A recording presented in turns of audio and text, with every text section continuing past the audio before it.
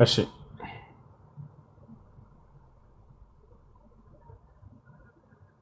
ጥያቄ ያለና ይቅርታ ከፈቀድክልኝ ላውራ ይቻላል። ኦኬ እሺ ስላስገባችሁኝ ቴንኪው አመሰግናለሁ። አንድ እኔ እንኳን እውቀት የለኝም የሃይማኖት እውቀት የለኝም ኦርቶዶክስ ነኝ። ነገር ግን አንድ ውስጤ ላይ የተቀመጠ ጥያቄ አለና እሱን ጥያቄ ምናልባት የምትመልስልኝ ከሆነ ልጠይቅህ። እሺ ጥያቄ ምንድን ነው? ጥያቄው ምን መሰለ እፎይ ሲያስተምር ነው የሰማሁትና በቁርአንን ማን እንደጻፈው አይታወቅም የሚል አይነት እንትን ሰምቼ ያው ቪዲዮ ፖስት ተደርጎ ነው ያየሁት። ከዛ እሱ ነገር እኔ ትኩረት ሰጠሁት፣ ይሄንን እንትን ትኩረት ሰጠሁት። እንዴት ለምን ማን እንደጻፈው እንዴት አይታወቅም አይነት ጥያቄ ፈጠረብኝና እዛ ላይ ደግሞ ይሄንን ማቅረብ የሚችል አንድም ሰው የለም ማን እንደጻፈው የሚል ነገር አለና እስኪ መልስ ካለው አስረዳኝ። እሺ የታርጋ ምንም ወሬ ያስፈልግ አሁን ወደ ማስረጃዎች ያሳያችሁ ምን ያክል ውሸታም እንደሆነ ጥያቄዎቹን እያመጣችሁ ክርስቲያኖች እዚህ መጠየቅ ትችላላችሁ። እንዳለ የሚናገረው ሁሉ ውሸት ነው ብዬ 100% ቃል ገባላችኋል። አንድ እውነት አይናገርም። ገብታችኋል? ማን እንደጻፈ አይታወቅም ይላል ነብያችን ሰለላሁ ዐለይሂ ወሰለም። ቃል በቃል ስሙን እየጠሩ ዘይድ ሆይ ናጻፍ እያሉ ይጠሯቸው ነበር። ማስረጃ ጥቻ ያሳያለሁ። ኡድዑኒ ዘይደን ፈልየክቱብ ዐኒ አልቁርአን፣ ዘይድ ሆይ ዘይድን ጥሩት ከእኔ ቁርአንን ይጻፍ እያሉ ይናገራሉ። ከነስሙ አውጥቼ ያሳያለሁ። ጸሐፊው ዘይድ ራሱ ይሄ ሰሃባው ምን ይላል? ኩና ነዕልፍ አልቁርአን ዐንደ ረሱሊላህ ሰለላሁ ዐለይሂ ወሰለም ብሎ ቃል በቃል ይናገራል። እኔ ከነብዩ መሐመድ ዘንድ ቁጭ ብዬ ቁርአንን ጽፌያለሁ እያለ ይናገራል። በማስረጃ ያሳያችሁ ነው።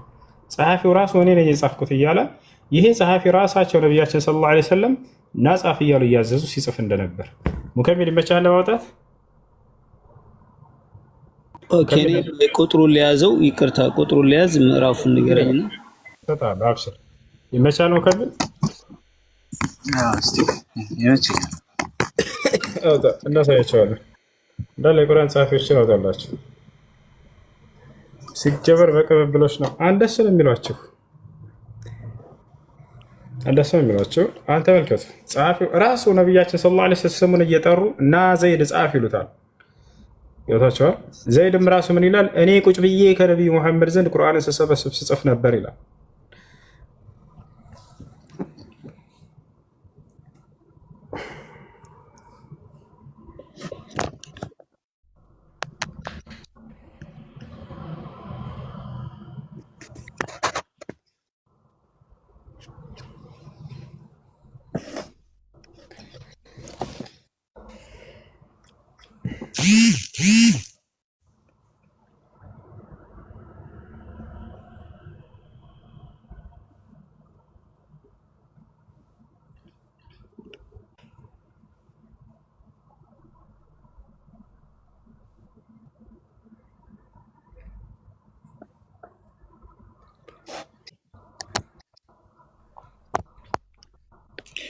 አንዴ ቆይ ሐሳቡን ቀጥል። ፋይሉን እስከሚከፍት ድረስ እሱ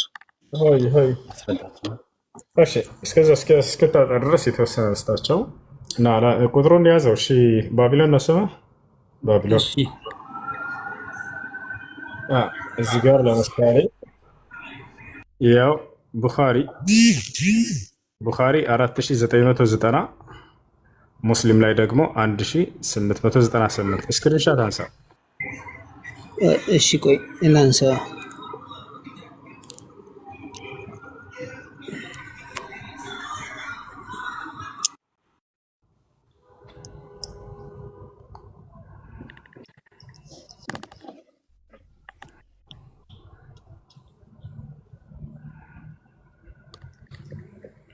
አነሳ።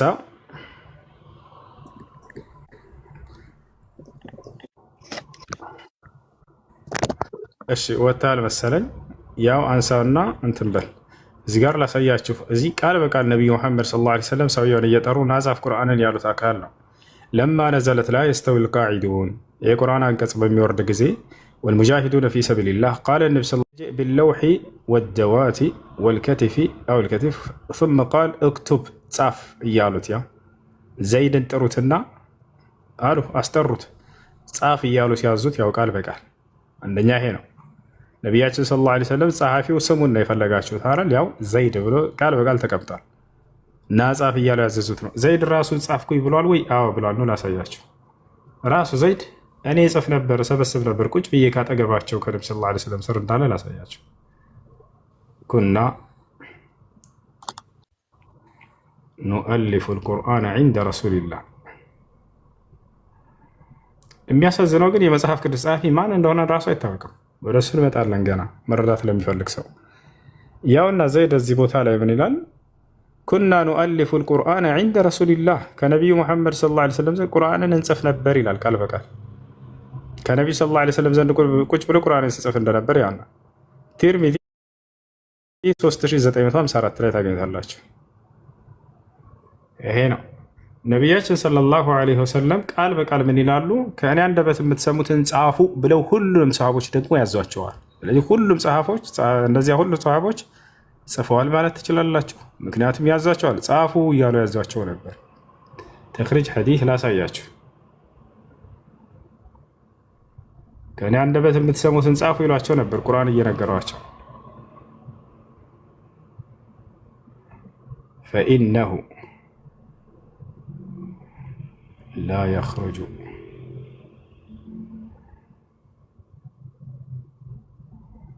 ሚኒ ኢላ ሐቀን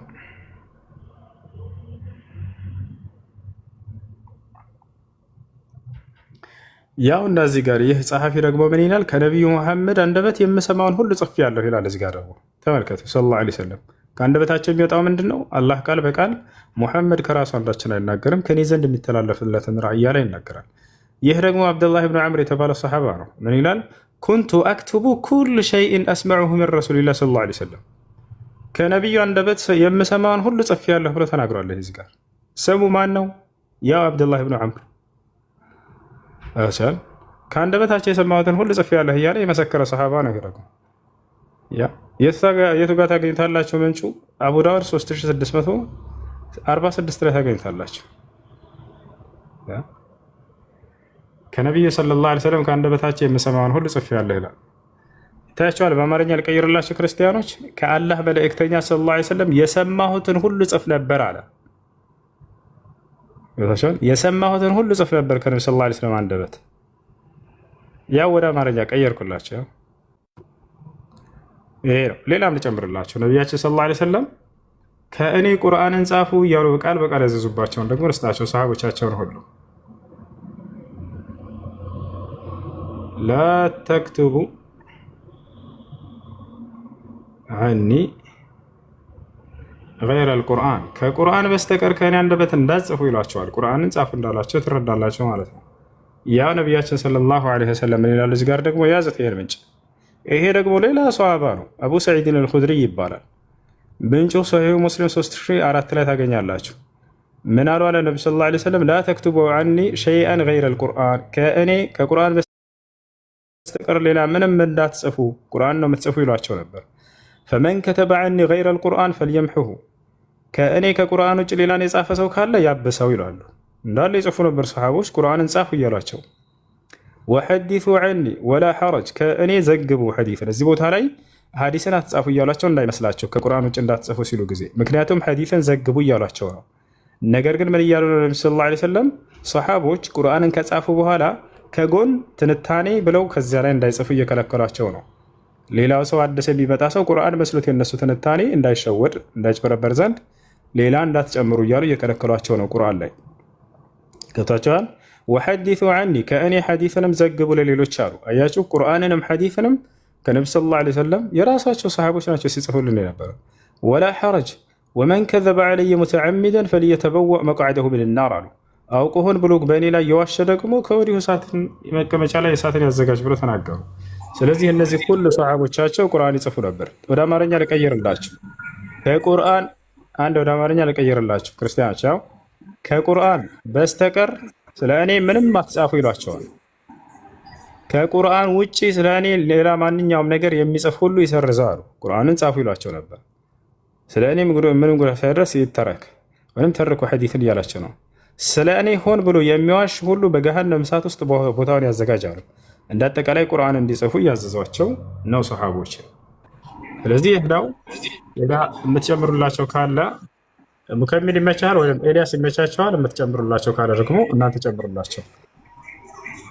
መርሐባ። አይ የቁርአን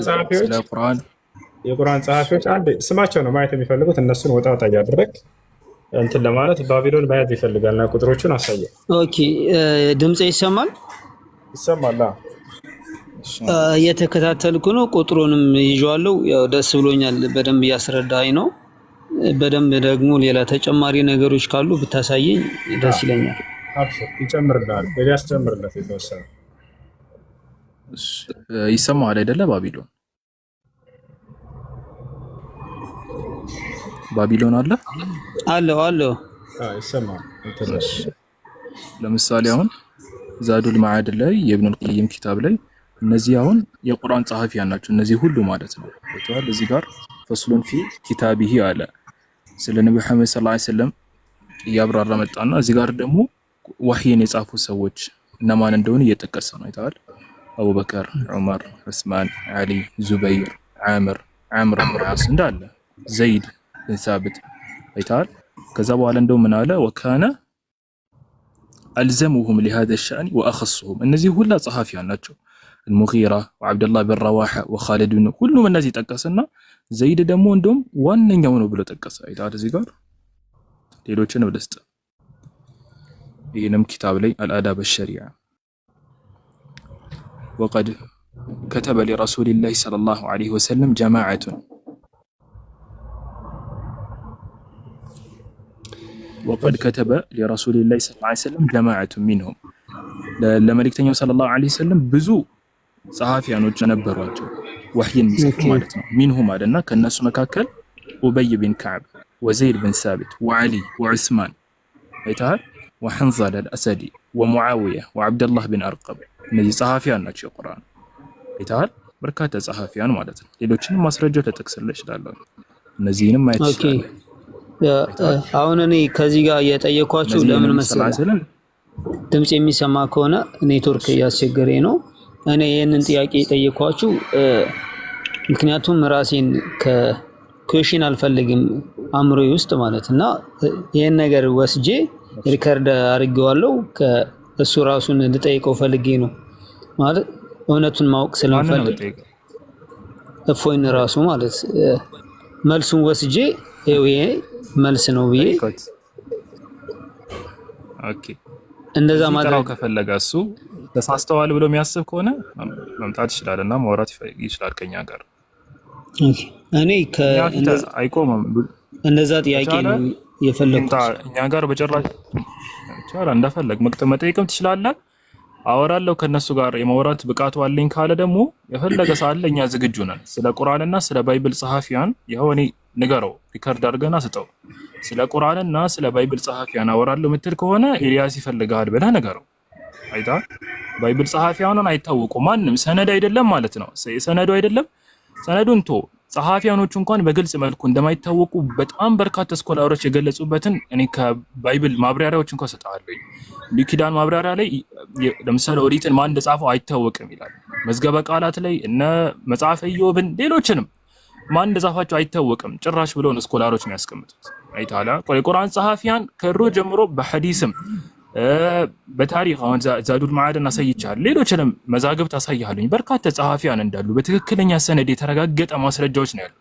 ሰሂሁል ቡኻሪ ላይ ራሱ እኔ አሳይሃለሁ። ከፍቼ ላሳየህ። ሰሂሁል ቡኻሪ ላይ አቆይ ላሳየህ።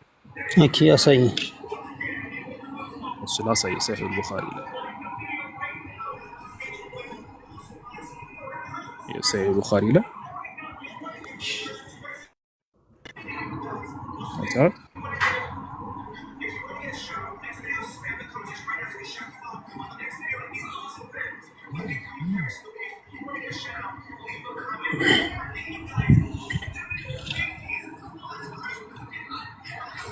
ያው ከታየ አይተዋል። ሰሂሁል ቡኻሪ ላይ ነው። ሐዲስ ቁጥር 1900 4986 ያው ቃል አቡበከር ይልና ኢነከ ረጁሉን ሻቡን ዓቂሉን ይለዋል። ለማን? ለዘይድ ነው የሚለው እንደዚህ ኢነከ ረጁሉን ሻቡን ዓቂሉን ላ ነተሂሙከ ወቀድ ኩንቱ ተክቱበ ልወሕየ ሊረሱሊላሂ ሰለላሁ ዐለይሂ ወሰለም ፈተተቢዕ አልቁርአን ፈጅመዐሁ ይለዋል። አይተሃል? አንተ ዘይድን ነው የሚለው እንደዚህ አቡበከር ማለት ነው። እኛ በውሸትም ይሁን በማንኛውም ነገር አንጠረጠረህም። ምን አለው ከዛ ወቀድ ኩንቱ ተክቱቡል ወሕየ ሊረሱሊላሂ ሰለላሁ ዐለይሂ ወሰለም አንተ ወሕይን ለአላህ መልእክተኛ ረሱል ሰለላሁ ዐለይሂ ወሰለም ትጽፍላቸው ነበር ይላል። ያው አረብኛውን እንግሊዝኛው ማመድ ይችላል። then አቡበከር said to me ይላል። ዘይድ ነው የሚለው እንደዚህ then አቡበከር said to me you are a wise young man and we don't have any suspicions about you and ይልና you used to write the divine revelation for Allah's messenger ሰለላሁ ዐለይሂ ወሰለም ብሎ አስቀምጠ ይታል አይደለም። ስለዚህ ይሄ አሁን ሰሂሁል ቡኻሪ ላይ ነው ያለው። አይታል ደግሞ በሰነድ ነው የመጣው። አይታል ሙሉ ሰነድ አለ። حدثنا موسى بن اسماعيل عن ابراهيم بن سعيد حدثنا ابن شهاب አይታል እንዳለ በሰነድ ነው chain of narration أن زيد بن ثابت رضي الله عنه قال ارسل الي ابو بكر እያለ ይቀጥላል። ሙሉ ዘገባዎቹ በሰነድ ነው የመጡት። ሰነድ ደግሞ እያንዳንዱ ሰዎች ደግሞ ይጣራሉ። እዚህ ጋር ማንነታቸው ተጣርቶ እዚህ ጋር የመጣው ማለት ነው። ይሄንን አሁን ግማሹን እንኳን ባይብል ማረጋገጥ አይደለም ከነዚህ ቅራና ከዳይፍ ሐዲስ እንኳን ማረጋገጥ የሚችል ክርስቲያን ካለ እንደው መግባት ይችላል ከፈለገ እና ይሄው ነው። ኦኬ እሺ፣ አንድ ጥያቄ ልጨምርልና ያው ከጠየቁ አይቀር አንድ ልጨምርና ይሄንም አጠር አድርጋ አስረዳኝ። ከዛ ቲንኪው ይወጣለሁ። ነብዩ መሐመድ ለምሳሌ የነብይነት እንትኑን በራሱ ነው የሰጠው የሚባል ነገር አለ። ሌሎች ነቢያቶች ስለሱ አልተነገረለትም። አስቀድሞ ስለ ነብይነቱ ነብይ ይሆናል ተብሎ አልተነገረለትም እና አላህም የእኔ ነብይ ነው ብሎ የተናገረበት ቦታ የለም መሐመድን እና ስለዚህ በራሱ ለምሳሌ አንተ እኔ እንደዚህ ነኝ ብለህ እንደመናገር ማለት እንደዛ ነውና የተናገረበት ፓርቲ የለም ይባላል እና እሱ ነገር ወላሂ እንደዚህ በደርዘን ነው የምሰጠህ። በደርዘን ሰጣለሁ በደርዘን ማለት ነው። ያው አራሳያለሁ ችግር የለውም። ያው ልብ በሉ አሁን ያንተን ጥያቄ ሶስት አይነት ፓርት አለው ጥያቄ። አንደኛ የነብዩ ሰለላሁ ዐለይሂ ወሰለም ነብይነት ለማረጋገጥ ሌላ ነብይ ለእርሱ መናገር አለበት ነው አንደኛ እንትኑ የጥያቄው አንዱ ፓርት። ሁለተኛ ፓርቱ ደግሞ ነብዩ ሰለላሁ ዐለይሂ ወሰለም አምላክ አላህ ተባረከ ወተዓላ ለሳቸው ነብይ ነው ብሎ የተናገረበት የለም ነው። እኔ አሁን እነዚህን ሁለቱ ልመልስልህ። አላህ ነብይ አረ ቢስሚላህ አንተ ቁርአንን ቆይ ልክፈትልህ ቢያንስ ዝም ብዬ ምዕራፍ 66 ቁጥር 1 እና ምዕራፍ 65 ቁጥር 1 ነው ያስ ሁለቱም ቦታ ላይ ምንድነው የሚላቸው? ያ አዩሃን ነብይ አንተ ነብይ ሆይ ብላ ይጠራቸዋል። በጣም ቦታ ላይ ሱረት ማኢዳ ላይ ያ አዩሃ ረሱሉ በልግ ማ ኡንዚለ ኢለይከ ሚን ረቢክ ወኢን ለም ተፍዐል ፈማ በለግተ ሪሳለተህ ወላሁ ያዕሲሙከ ሚነናስ።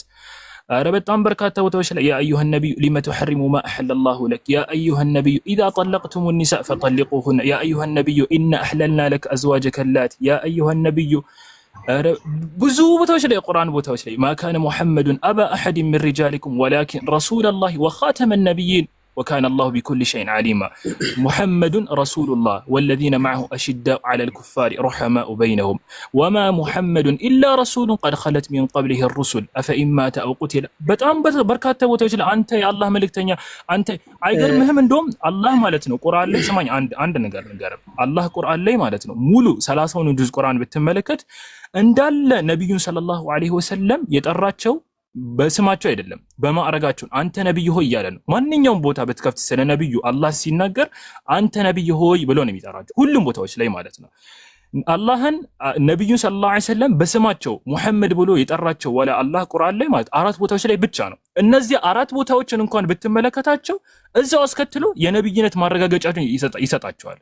ለምሳሌ ጠቀሽ ይላል ሱረት አሊ ኢምራን ላይ ወማ ሙሐመዱን ኢላ ረሱል ይላል። አንቀጹን ልክፈትልህ እኮ አሁን አንተ ያልከኝን በሌላ ነብይ የተነገረለት ነው ወይስ? አንዴ ወደሱ መጣልሃለሁ አንተ አሁን እየመለስኩልህ ያለሁት አላህ እንትን አላላቸውም ላልከው ነው። ነብይ ብሎ አልሰየማቸውም። ራሳቸው ነው ለራሳቸው የነብይነትን ማረጋገጫ የሰጡት ላልከው ነው ይሄንን እየመለስኩልህ ያለሁት እና ላሳየው ሱረት አሊ ኢምራን ቁጥር 144 ላይ ትይዛለህ። ያዝ ልክፈትልህና ላሳየህ እና ትይዘዋለህ። እሺ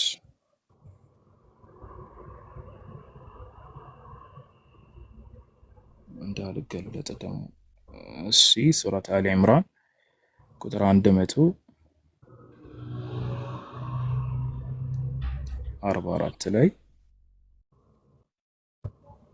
አይታል ምንድነው የሚላቸው አላህ ሙሐመድም ይላቸዋል ከበፊቱ መልእክተኞች በርግጥ ያለፉ የሆነ መልእክተኛ እንጂ ሌላ ምን ይላል ሌላ አይደለም። እስቲ አንብበው አንተ። ኦኬ ሙሐመድም ከበፊቱ መልእክተኞች በርግጥ ያለፉ የሆኑ መልእክተኛ እንጂ ሌላ አይደሉም ይላል እኮ። ይሄንን አሁን ሌላ ላሳይ ታዲያ ቢሞት ሙሐመዱን ረሱሉላህ ይላቸዋል። አንዴ በግልጽ መልኩ ደግሞ ይኸው ሙሐመዱን ረሱሉላህ ብሎ አይታል። ይኸው አንብበው እስቲ ይሄንን ሱረት አልፈትህ ምዕራፍ 48 ቁጥር 29 ላይ እስቲ አንብበው። እስኪ ለኔ ብዙ እንትን አይለኝም፣ አንተ አንብብልኝ። አይታይ የአላህ መልእክተኛ ሙሐመድ ይለዋል። አይታል የአላህ መልእክተኛ ሙሐመድ። አረብኛው ጋር ስትመጣ ሙሐመዱን ረሱሉላህ ይዋል። ከዚህ በላይ ግልጽ ማስረጃ የለ። አንደኛ ይሄ ነው ምላሽ። አሁን ይሄንን ያመጣውልክ ለምንድን ነው? ሁለት አንቀጽ ያዝ። ሱረት አሊ ኢምራን ምዕራፍ 3 ቁጥር 144 ላይ ሱረት ፈትህ ምዕራፍ 48 ቁጥር 29ን ያዝ። አሁን ሁለተኛ ጥያቄ ደግሞ ነብዩ ሰለላሁ ዐለይሂ ወሰለም ከሱ በፊት መልእክተኞች አላበሰሩም ነው ስለሱ። ይሄንን ጥያቄም በሁለት አይነት መልኩ ልመልስልህ እችላለሁ። የመጀመሪያው አበስረዋል። ሲጀመር ዒሳ በተመለከተ አላህ ኢየሱስን በተመለከተ በሱረት الصف ምዕራፍ 61 ቁጥር 6 ላይ وإذ قال عيسى ابن مريم يا بني إسرائيل إني رسول الله إليكم مصدقا لما بين يدي ومبشرا برسول يأتي من بعد اسمه أحمد የሚባል መልእክተኛ እንደሚመጣ አበሳሪ ሲሆን ተልኬያለሁኝ ብሎ ዒሳ አለይሂ ሰላም ለህዝቦቹ እንደተናገረ ይነግረናል አላህ ቁርአን ላይ። ስለዚህ ዒሳ ከነብዩ ሰለላሁ ዐለይሂ ወሰለም በፊት የነበረ መልእክተኛ ነው። ስለ ሙሐመድ ሰለላሁ ዐለይሂ ወሰለም አበስሯል። አንድ ይሄንን ያዝልኝ። ሁለት ደግሞ ሲጀመር ከሱ በፊት የነበሩ ነብያት ስለ ሙሐመድ ሰለላሁ ዐለይሂ ወሰለም ባያበስሩ እንኳ የሚፈጥረው ችግር የለም። ለምሳሌ ይሄንን ያልኩ ትክክለኛ የነብይነት ማረጋገጫ ሚዛን ከሱ በፊት የነበረ አንድ መልእክተኛ ስለሱ ማበሰሩ ከሆነ ባይብል ላይ ለምሳሌ እነ ዕንባቆም ማን አበሰራቸው? እነሱን ከነሱ በፊት የነበሩ ነብያት ስለነሱ የተናገሩበትን ተውፊት እስቲ ያምጡልን። ሃቱ ቡርሃነኩም አላህ ምንድን ያለው? ማስረጃችሁን ስጡን አይደለ? ስለዚህ ማስረጃችሁን ስጡን ባለ ዕንባቆም እስቲ ከሱ በፊት ነብይነቱን ያረጋገጠ ነብይ አለ ወይ ብለህ ጠይቃቸው። አይተሃል? የለም። ለነብይነት ማረጋገጫ የሰጠው ማንም ሰው የለም። ነገር ግን ነብይ ነው። አይተሃል? እንደዚህ ያለ ነገሮች አሉ። ይሄንን ያመጣው ልክ ምንድን ነው? ሲጀመር ማምጣታችን መስፈርት አይደለም። ከመሆኑም ጋር ነብያት አበስረዋል ስለ ነብዩ መሐመድ ሰለላሁ ዐለይሂ ወሰለም። አሁን እንደጠቀስኩልህ ዒሳ አበስረዋል።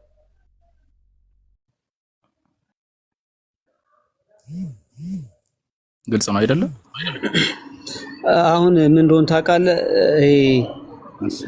መጀመሪያ ላይም ያነበብክልኝ ወይም እኔ ለማንበብ የሞከርኩት እሱ መሐመድ ያጻፈው መጽሐፍ ነው። መሐመድ ራሱ ያጻፈው ነው። እንደዚህ በሉ ያለ ያጻፈው ነው። እሱን እንዴት ተቀባይነት ሊኖረው አይችልም? ምክንያቱም እኔ አንድ ደራሲ ከሆንኩኝ ራሴ ያጻፍኩት መጽሐፍ ራሴ አስተካክዬ ልጽፈው እችላለሁ እና ሌሎች መጽሐፎች ላይ ስለ ነብይነት አልተነገረምና ይሄ ደግሞ ጥያቄ ውስጥ ያስገባዋል። እኔ ያልኩት እዚህ ጋር ምን መሰለህ ያው ምን መሰለህ፣ እሺ ፖይንትን አግኝቻለሁ። ያንተ ካንተ ጋር መግባባት የምንችለው ምኑ ጋር መሰለህ? ቁርአን የአምላክ ቃል ነው ወይ የሚለው ጥያቄ ነው ዋና ያንተ የጥያቄ መዞሪያ ዛቢያ ማለት ነው። ምክንያቱም ለምን መሰለህ፣ ታሪክ እንደምታውቀው የሚዘግቧቸው የማይዘግቧቸው ነገሮች አሉ። ነገሮችን ሲዘግብ በትክክል መልኩ ሊዘግብ ይችላል፣ ላይዘግብ ይችላል። ታሪክ ስለሆነ ታሪክን የሚጽፉት ማን ናቸው? ሰዎች ናቸው አይደለም? ነገር ግን ይህ መጽሐፍ ግን የአምላክ መጽሐፍ ነው። አይታላ አምላክ የተናገረው ነገር ነው እዚህ መጽሐፍ ላይ የሰፈረው። ይህንን ደግሞ እንዴት ማረጋገጥ እንችላለን የሚለው ጥያቄ ይነሳል። ይህንን ደግሞ በቀላል መንገድ ምነግረህ መሰረታዊና አጫጭር ነጥቦችን ያዘልኝ። አንደኛው ቁርአን ስለቀደሙ ነብያት ታሪክና ገድላት ቁርአን ይዘግባል። ነብዩ ሰለላሁ ዐለይሂ ወሰለም ልክ እንደኛው ሰው ናቸው አይደለ?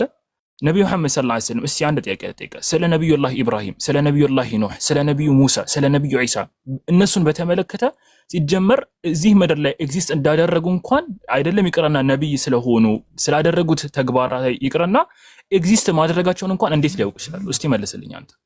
እዚህ ምድር ላይ ለመኖራቸው እንኳን ምን ማረጋገጫ አላቸው? ነብዩ ሰለላሁ ዐለይሂ ወሰለም እስቲ ንገረኝ። እኔ ብዙ እንትን የለኝም። ለምሳሌ አንተ ልጠይቀህ ለምሳሌ ከአንድ ሺህ ዓመት በፊት የነበረ እዚህ ምድር ላይ ስለነበር አንድ ሰው በተመለከተ በምን አይነት መልኩ ልታውቅ ትችላለህ አንተ? ያው በተቀመጡ መጽሐፎች። በጣም ጥሩ። የተቀመጡ መጽሐፍትን አንብበህ ልታውቅ ትችላለህ አይደለም? ያ እሱ ነው፣ ሌላ አማራጭ የለውም። እሱ ብቻ ነው። እሺ ነብዩ ሰለላሁ ዐለይሂ ወሰለም ደግሞ አሁን ያው በዚህ ዘመን ሆነ ልታረጋግጥ የምትችለው ይሄንን መንገድ እንደሆነ ጠቀስክልኝ። መልእክተኛው ሰለላሁ ዐለይሂ ወሰለም ደግሞ ጭራሽ መጽሐፍም ይሁን ማንበብ የማይችሉ ነብይ ናቸው። አላህ በግልጽ መልኩ በሱረት አልአዕራፍ ምዕራፍ 7 ቁጥር 157 ላይ النبي الأمي الذي يجدونه مكتوبا عندهم في التوراة والإنجيل يأمرهم بالمعروف وينهاهم عن المنكر إلى آخر الآية من بلواتشال النبي الأمي بلواتشال يا ኡሚ የሆነው ማንበብም መጻፍም የማይችለው ነብይ ብሎ ይገልጻቸዋል። በሌላ ቦታ ደግሞ በሱረት አልعنكبوት ምዕራፍ 29 ቁጥር 48 ላይ ወማ ኩንተ ተትሉ ሚን ቀብሊሂ ሚን ኪታቢን ወላ ተخطه بيمينك اذا لارتاب المبطلون ይላቸዋል። አንተ ከነብይነት ፊት መጽሐፍን የምትጽፍ አልነበርክም ይላቸዋል። ወማ ኩንተ ተትሉ ሚን ቀብሊ አታነብም ነበር፣ መጽሐፍን አታነብም ነበር። ወላ ተخطه بيمين አትጽፍም ነበር ጭራሽ ሆነ። ለምሳሌ ይሄንን ያለው አስከትሎ ገለጸው። ይሄንን ያለበት ምክንያት አላህ ኢዘን ለርተበል ሙብጢሉን ተጠራጣሪ የሆኑ ሰዎች እጣፊ የሆኑ ሰዎች ይሄንን ቁርአን ያመጣው ከሆነ ምንጭ ነው ብለው ይጠራጠሩ ነበር። ግን ይሄ እንኳን ጥርጣሬ እንዳይከሰት አላህ ምን አድርጓቸዋል? ኡምያ አድርጓቸዋል። ማንበብም መጻፍም አይችሉም። እሳቸውም ራሱ ሐዲስ ላይ نحن ان امه اميه لا نكتب لا نقرا ولا نكتب ብለው ገልጸዋል። ሐዲስ ላይ እኛ ኡሚ የሆነን ህዝቦች ነን፣ አናነብም አንጽፍም ብለው ተናግረዋል። አይታራ ስለዚህ መልእክተኛው ሰለላሁ ዐለይሂ ወሰለም ማንበብ ይሁን መጻፍ የማይችሉ መልእክተኛ ሆነው ሳለ ስለ አደም አለይሂ ሰላም ባይብል እንኳን ያለቀፋቸውን ነገሮች ማለት ነው። ባይብል እንኳን አንብበዋል እንዳይባል ሲጀመር አረብኛ ባይብል የለም በሳቸው ዘመን። አንደኛ ነገር፣ ሁለተኛ ነገር ደግሞ ቢኖር እንኳን ሊያነቡት አይችሉም። አይታሃል ቢኖር እንኳን ሊያነቡት አይችሉም። ደግሞ ሲጀመር የለም እሳቸው ጋር መጽሐፍ እንኳን የለም፣ ኤግዚስት አያደርግም በዛ ሰዓት። ስለዚህ ይህንን ነገር ኪት ነው ያመጡት የሚለው ጥያቄ ምልክት ውስጥ ይገባል። ከዛ ይሄንን ምን ተረዳለህ? የግድ ይሄንን መጽሐፍ ያመጡት ከአንድ አምላክ ከአላህ ተባረከ ወተዓላ መሆኑን ትገነዘባለህ። ለዚህ ነው አላህ ቁርአን ላይ ስለ ቀደሙ ነብያት ታሪክ ይተርክላቸዋል ብዙ ቦታዎች ላይ ወዝኩር ፊል ኪታቢ ኢብራሂም ኢነሁ ካነ ሲዲቀን ነብያ ወዝኩር ፊል ኪታቢ ሙሳ ኢነሁ ካነ ሙኽለሰን ወካነ ረሱለን ነብያ ወዝኩር ፊል ኪታቢ እስማዒል ኢነሁ ካነ ሳዲቀል ወዕድ ወካነ ረሱለን ነብያ ወዝኩር ፊል ኪታቢ ኢድሪስ ኢነሁ ካነ ሲዲቀን ነብያ ስለ ኢድሪስ አውሳ፣ ስለ እስማዒል አውሳ፣ ስለ ሙሳ አውሳ፣ ስለ ኑህ፣ ስለ ሁድ፣ ስለ ሷሊህ፣ ስለ ኢብራሂም ስላለፉ ነብያት እኮ ነው። አይተሃል ይሄ ሁላ ነገር ያወሳላችሁ። ይሄንን መልእክተኛው ሰለላሁ ዐለይሂ ወሰለም ከአምላክ ዘንድ ካልሆነ ሌላ ጌታ ሊያመጡት ይችላሉ። ስታስበው ከየትም ሊያመጡት አይችሉም። ገባህ አይደለ? ይሄንን ማረጋጋጥ ይችላል። ይሄም ከመሆኑ ጋር ማለት ነው አሁን ይሄንን እስካሁን ያለውን ተገንዝበዋል። ይሄም ከመሆኑ ጋር አሁን ኢሳ አለይሂ ሰላም እንዳበሰረ ከቁርአን ነግሬያለሁ። ሲጀመርኛ ከሌሎች ምንጮች ማረጋጋጣችን ሲጀመር መስፈርት እንዳልሆነ ተገንዝበዋል አይደለ? ከመሆኑም ጋር እሺ አሁን ለምሳሌ የነብዩ ሰለላሁ ዐለይሂ ወሰለም መበሰር እኔ በባይብል ላይ ባረጋግጠልህ የእሳቸውን ነብይነት በትክክል ማረጋገጥ ትችላለህ? ከባይብል እንኳን ብናረጋግጠልህ ኦኬ ባይብል ውስጥ ካለ አረጋግጣለሁ። ግን ቁርአን ውስጥ ሳይኖር እንዴት ባይብል ውስጥ ሊኖር ይችላል? ቁርአን ውስጥ ምንድን ነው የፈለገው? ኢሳ አለይሂ ሰላም የተናገረበትን ነግሬያለሁ እኮ ኢየሱስ እንደተናገረ ስለ ሙሐመድ ሰለላሁ ዐለይሂ ወሰለም ምዕራፍ 61 ቁጥር 6 ላይ ወኢዝ ቃለ ዒሳ ኢብኑ መርየም ያ በኒ እስራኤል ኢኒ ረሱሉላሂ ኢለይኩም ሙሰዲቀን ሊማ በይነ የደይ ወሙበሽራን ቢረሱልን የእቲ ሚን ባዕድ እስሙሁ አሕመድ የሚባልን መልእክተኛ አበስራል ብሎ ተናግሯል አላህ። ስለዚህ እሱን ለያዝል ብዙም እንትን ባልልም አህመድ ሌላ የነብዩ ስም ከሆነ ኦኬ። ነገር ግን አሁን ይሄ ሃይማኖት ነው ታውቃለህ፣ ሃይማኖት ነውና አንድ ነገር አለባብሰው የምታልፈው ነገር አይደለም። አላህ ሙሐመድ የኔ ነብይ ነው ብሎ ቃል በቃል መናገር አለበት። ካልሆነ ግን አንዴ አሳየውክ እኮ አንዴ አላሳየኝም። ቀደም ያሳየውክ አራሳይቼሃለሁ ቃል በቃል ሙሐመድ የአላህ መልእክተኛ የሆነው። እሺ ልክፈትልህ ድጋሚ ያሳየኝ አለልህም። ቁጥሩን ብቻ ንገረኝ። ያው አራና አንከው ምን አለ እዚህ ጋር አረብኛ ትችላለህ? አረብኛ አልችልም። እሺ አረብኛ ለሚችሉ ሰዎች ላሳያቸውና አማርኛውን አሳያለሁ። ያው ምን ይላል እዚህ ጋር ሙሐመዱን ረሱሉላህ አላህ እኮ ነው እያለ ሙሐመድ የአላህ መልእክተኛ የሆነው ይላል ረሱሉላህ። እዚህ ጋርስ ምን ይላል አማርኛው? አይተሃል? የአላህ መልእክተኛ ሙሐመድ ብሎ ይገልጻቸው ቃል በቃል ማለት ነው። አይተሃል? ቃል በቃል ይሄ በጣም በርካታ ተጣጣለኝ እንደዚህ። እሱን ማን የጻፈው እኮ ነው። አሁን ከዚህ ጋር የኔን እንትን ከተረዳኝ እሱን ማን የጻፈው? መሐመድ እኮ ያጻፈው መጽሐፍ ነው እሱ እኮ ከአምላክ ዘንድ የመጣላቸውና ነብዩ መሐመድ ሰለላሁ ዐለይሂ ወሰለም ያጻፉት ከአምላክ ዘንድ የመጣላቸው መልእክት። ለምሳሌ እኔ የምጽፈው መጽሐፍ ራሴ አስተካክዬ እኮ ጽፈዋለሁ። ይሄ እኮ ቀላል በጣም ጥሩ። እሺ በጣም ጥሩ። አንተ አሁን ይሄንን እኮ እንዳይከሰት እኮ ነው ቅድሙን ምሳሌ ሰጠው። ስለ ነብዩላህ ኢብራሂም ነብዩ ሰለላሁ ዐለይሂ ወሰለም ከየት ሊያውቁ ይችላሉ? እኔ ስለ ራሴ ማውራት አልችልም። ገብቷል? አሁን እኮ እየሆነ ያለው አንተ ያሳየኛለው። እሺ አንተ ያሳየኛለው መሐመድ በጸሐፊዎቹ በኩል ራሱ በቃል እየነገራቸው ማንበብና መጻፉ ከዚህ ጋር ትርጉም የለውም። ተው ይሄ ስለሚናገር ወረደልኝ ብሎ ስለሚናገር ባፉ እሱ የሚነግራቸው ነው የሚጽፉት። ስለዚህ ይሄ ማንበብና መጻፉን ተውና እንደዛ እየነገራቸው የጻፉት መጽሐፍ ላይ ብታሳየኝ እኔ አላምንም። ተቀባይነት የለውም እሱ። አሁን ተቀባይነት ያለው እንዴት ነው?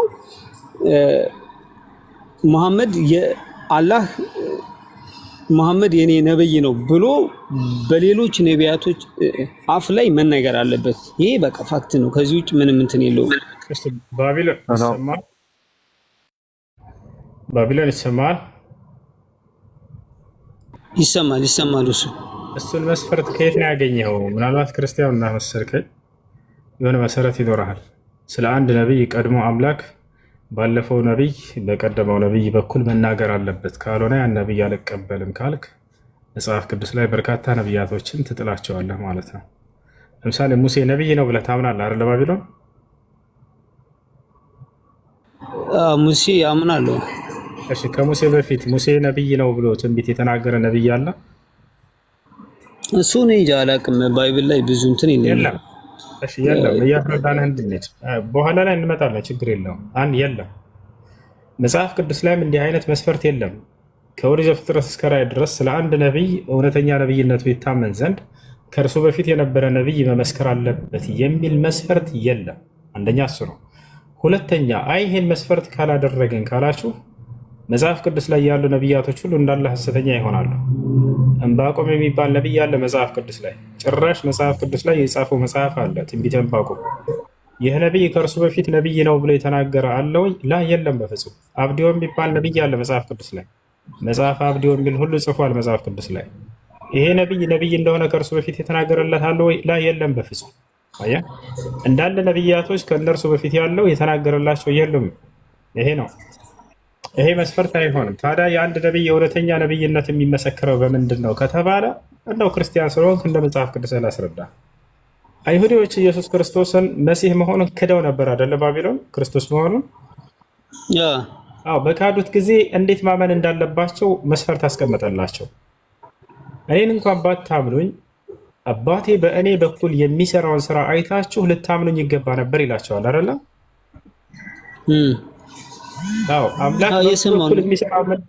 አምላክ በእርሱ በኩል የሚሰራው ስራ ያ ማለት ተአምራቶቹ የእውነተኛ መሲህነቱ ማረጋገጫ እንደሚሆኑ መስፈርት እያስቀመጠ ነው። እርሱ ያንን ስራ የሚሰራለት ተአምራቶችን አምላኩ እንደሆነ ራሱ እየተናገረ ነው። እኔን እንኳን ባታምኑኝ አምላኬ በእኔ በኩል የሚሰራውን ስራ አይታችሁ ልታምኑኝ ይገባል አለ።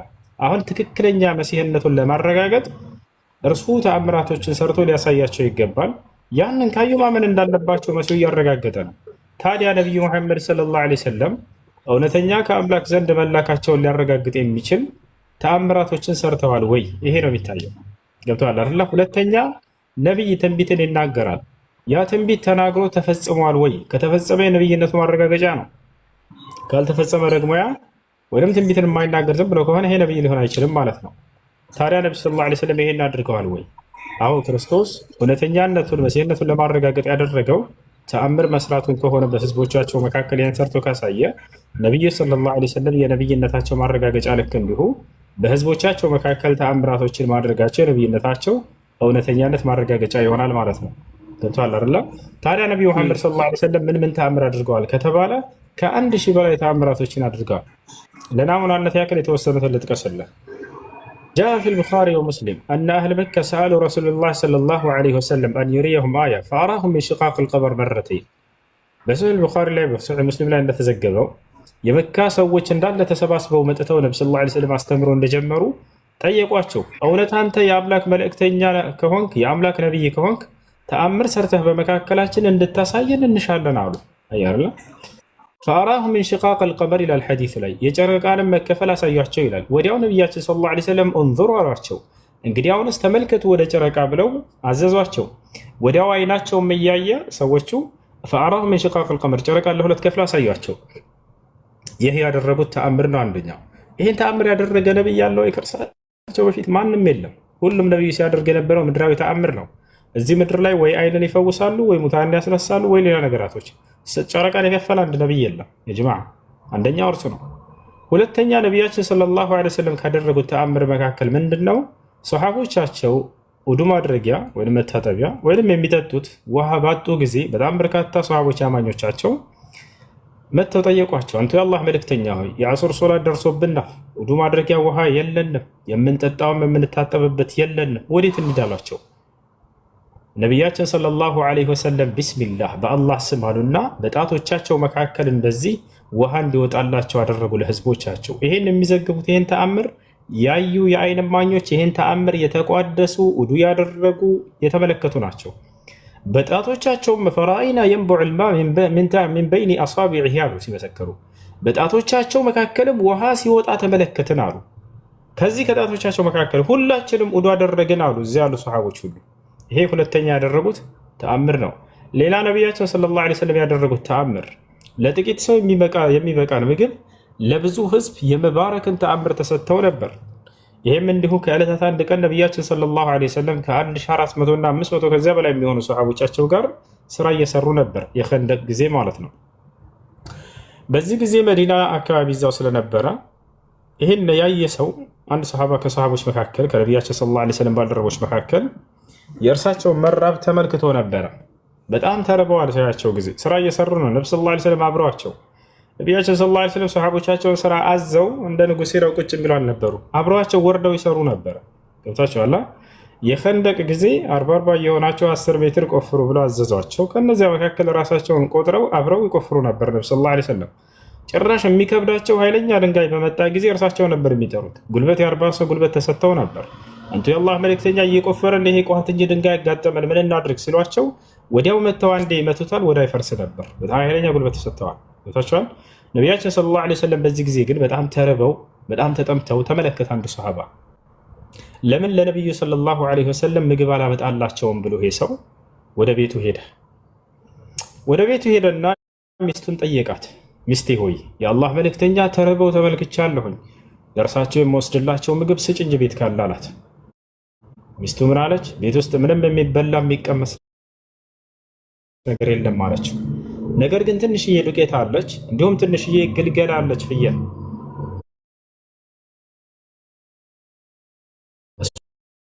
እንውሰድላቸው ካልክሽ አለችው። ከዚያ እርሳቸውን ሄጄ እጠራቸዋለሁ እስኪ በስል ድረስ አለ። እሺ እንግዲያው ደስ አለችው። እቺ ሚስት አስጠነቀቀችው። አደራ እንደምታየው እቺ ዱቄት ትንሽ ነች፣ ፍየሏን ግልገሏ ትንሽ ነች። ከእርሳቸው ጋር 4-5 ሰው ካልሆነ በስተቀር ሁሉንም ህዝብ እንዳይሰማ እንዳትጠራ በጆሮአቸው በሚስጥር ንገራቸው ብላ ተናገረች። ምክንያቱም አይበቃም እና ለዚያው ህዝብ። እሺ ያለ ሰውየው ሰሓባው ሄደ ወደ ነብዩ ሰለላሁ ዐለይሂ ወሰለም ጋር ፈሳረሁ ይላል ሐዲሱ ላይ መሰጠራቸውም ይላል። ያ ማለት ወደ ጆሮአቸው ጠጋ ብሎ አንተ የአላህ መልእክተኛ ሆይ የእርሶን መራብ አይቼ አልቻልኩም፣ ምግብ ላመጣላችሁ ሂጄ ነበር፣ ቤት የሚቀመስ የሚበላ የለም። ነገር ግን ትንሽዬ ዱቄት ነበረች፣ ትንሽዬ ግልገል ነበረች፣ እርሷን አርደን አዘጋጅተናል። ከእርሶ ጋር 4-5 ሰው ጋብዤዎታለሁኝ፣ ይምጡ ወደ ቤት ያላቸው። ነቢያችን ሰለላሁ ዐለይሂ ወሰለም ድምፃቸውን ከፍ አደረጉና ያ ቀውም አሉ፣ ህዝቦቼ ሆይ አሉ፣ በሉኑ ጓደኛችን ምግብ ጋብዞናል፣ ወደ ቤቱ ሂደን እንበላለን አሏቸው። ሰውየው ደነገጠ። እንዳንተ አላህ መልእክተኛ፣ ይሄ ምግብ እኮ ለትንሽ ሰው ነው የሚበቃው፣ ይህን ሁሉ ህዝብ አያበላም አላቸው። ነቢ ሰለላሁ ዐለይሂ ወሰለም ዝም በል እኔ የምልህን አድርግ ሂድ አሉት። ሂድና ለሚስትህ የአላህ መልእክተኛ መጥተው ምግቡን እስኪባርኩ ድረስ እንዳትጋግሪ፣ እንዲሁም ደግሞ ስጋውንም ከድስቱ እንዳታወጪ ብለውሻል፣ እዘዛት አሉ። ሰውየው ቀጥታ ሄደ ወደ ቤት። እኔ አላውቅልሽም ማለት ለሚስቱ ገብቶ ምን ሆንክ አለችው። እኔ ለነቢ ሰለላሁ ዐለይሂ ወሰለም ነግሬያቸው ህዝቡ ሁሉ እየመጣልሽ ነው አላት። ተቆጣች ሚስት። ቀስ ብለህ በሚስጥር በጆሯቸው ነገር አላልኩህም እንዴ? ለዚያ ሁሉ ህዝብ እንደማይበቃ አልነገርኩም ነበር እንዲ አለችው።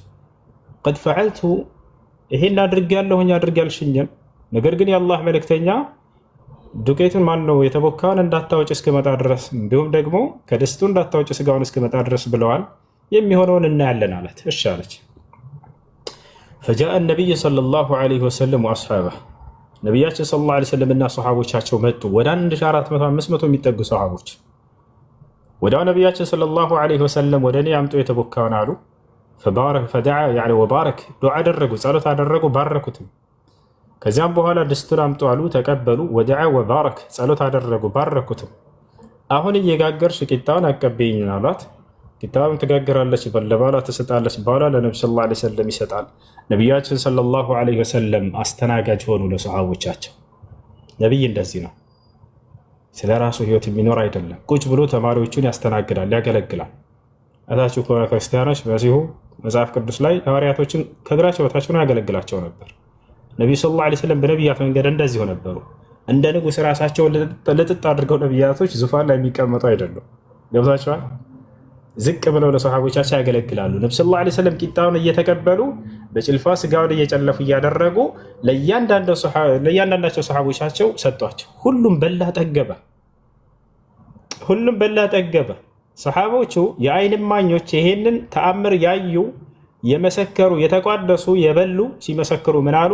እየማሉ ማለት ነው። በአላህ ስም እንምላለን ሁላችንም በልተን ጠገብን አሉ። 1400 የሚጠጉ ሰሓቦች። ነገር ግን ስንመጣ እንደነበረ ነበር ዱቄቱ፣ ያ የተቦካው ሊጥም፣ እንዲሁም ደግሞ ስጋውም እንደነበር ነበር፣ ምንም አልቀነሰም ስንሄድም አሉ። ስንመጣ እንደነበረው ነው አሉ። ታዲያ ይህን ተአምር ማን ሊያደርግ የሚችለው? እንደ ዝም ብሎ ከንቱ ሰው ይሄን ማድረግ ይችላል? ነቢያችን ሰለላሁ ዐለይሂ ወሰለም ከተአምራቸው መካከል ያደረጉት አንደኛው ተአምር ይሄ ነው። ስለዚህ ለጥቂት ሰው የምትበቃን ምግብ ለብዙ ሰው የመባረክን ተአምር ተሰጥተዋል። ይህ ካደረጉት ተአምር መካከል ነው። ክርስቶስ የክርስቶስነቱን ማስረጃ ማረጋገጫ ሲያደርግላቸው ጊዜ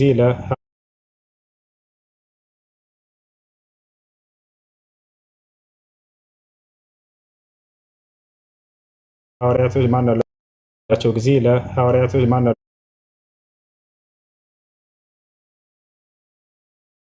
ምንድን ነው ነቢዩ ሰለላሁ ዐለይሂ ወሰለምን ነቢይ እንደሆኑ ነው በጥቂቱ ከተባለ ነው። ነቢያችን ሰለላሁ ዐለይሂ ወሰለም ሐዲስ ላይ ምን አሉ? እኒ አራኩም ሚን ወራኢ ظህሪ አሉ። ይህ አንደኛው የተሰጣቸው ተአምር ነው። ከዕለታት አንድ ቀን ነቢያችን ሰለላሁ ዐለይሂ ወሰለም ቀን ተናግረዋል። ይህን ተአምር ሶላት እያሰገዱ ነበር። ሰሓቦቻቸው እያሰገዱ እያሉ ልክ ርኩዕ ላይ ወረዱ። ወደ ርኩዕ ሲወርዱ ጊዜ አንድ ሰሓባ ከውጭ መጣና በሩ ጋር ሲደርስ ነቢ ሰለላሁ ዐለይሂ ወሰለም ሰሓቦች ርኩዕ ወርደዋል። እንዳያመልጠኝ ብሎ ረካው ከበሩ ጀምሮ ርኩዕ ተክቢረቱል ኢሕራም አለና አጎንብሶ እየተራመደ ወደ ሶፍ ጋር መጣ። አስባችሁታል? ከበሩ ጀምሮ እስከ ሶፍ ድረስ አጎንብሶ መጣ። ይህ ሰው ማንም አላየኝም ብለዋል በእርሱ ቤት። ነቢያችን ሰለላሁ ዐለይሂ ወሰለም ግን እያዩት ነው። እንዴት? ምክንያቱም ነቢ ሰለላሁ ዐለይሂ ወሰለም መጨረሻ ላይ ሊናገሩ ነው። እኔ ከኋላ የምትሰሩትን ሁሉ ልክ ከፊቴ እንደማየው አያቸዋለሁ ብለው ሊናገሩ ነው። ይሄ ከተሰጣቸው ድንቅ ተአምር ነው። ለዚህም ነው ወደ ግራ ወደ ቀኝ መዞር አይጠበቅባቸውም ነበር። ከኋላ ከቀኝ ከግራ የሚሆነውን ሁሉ ከፊታቸው እንደሚሆነው ሁሉ ያዩታልና ቃል በቃል ራሳቸው ተናግረዋል። ራቸዋል። ይሄ ሰው መጣና ቆመ።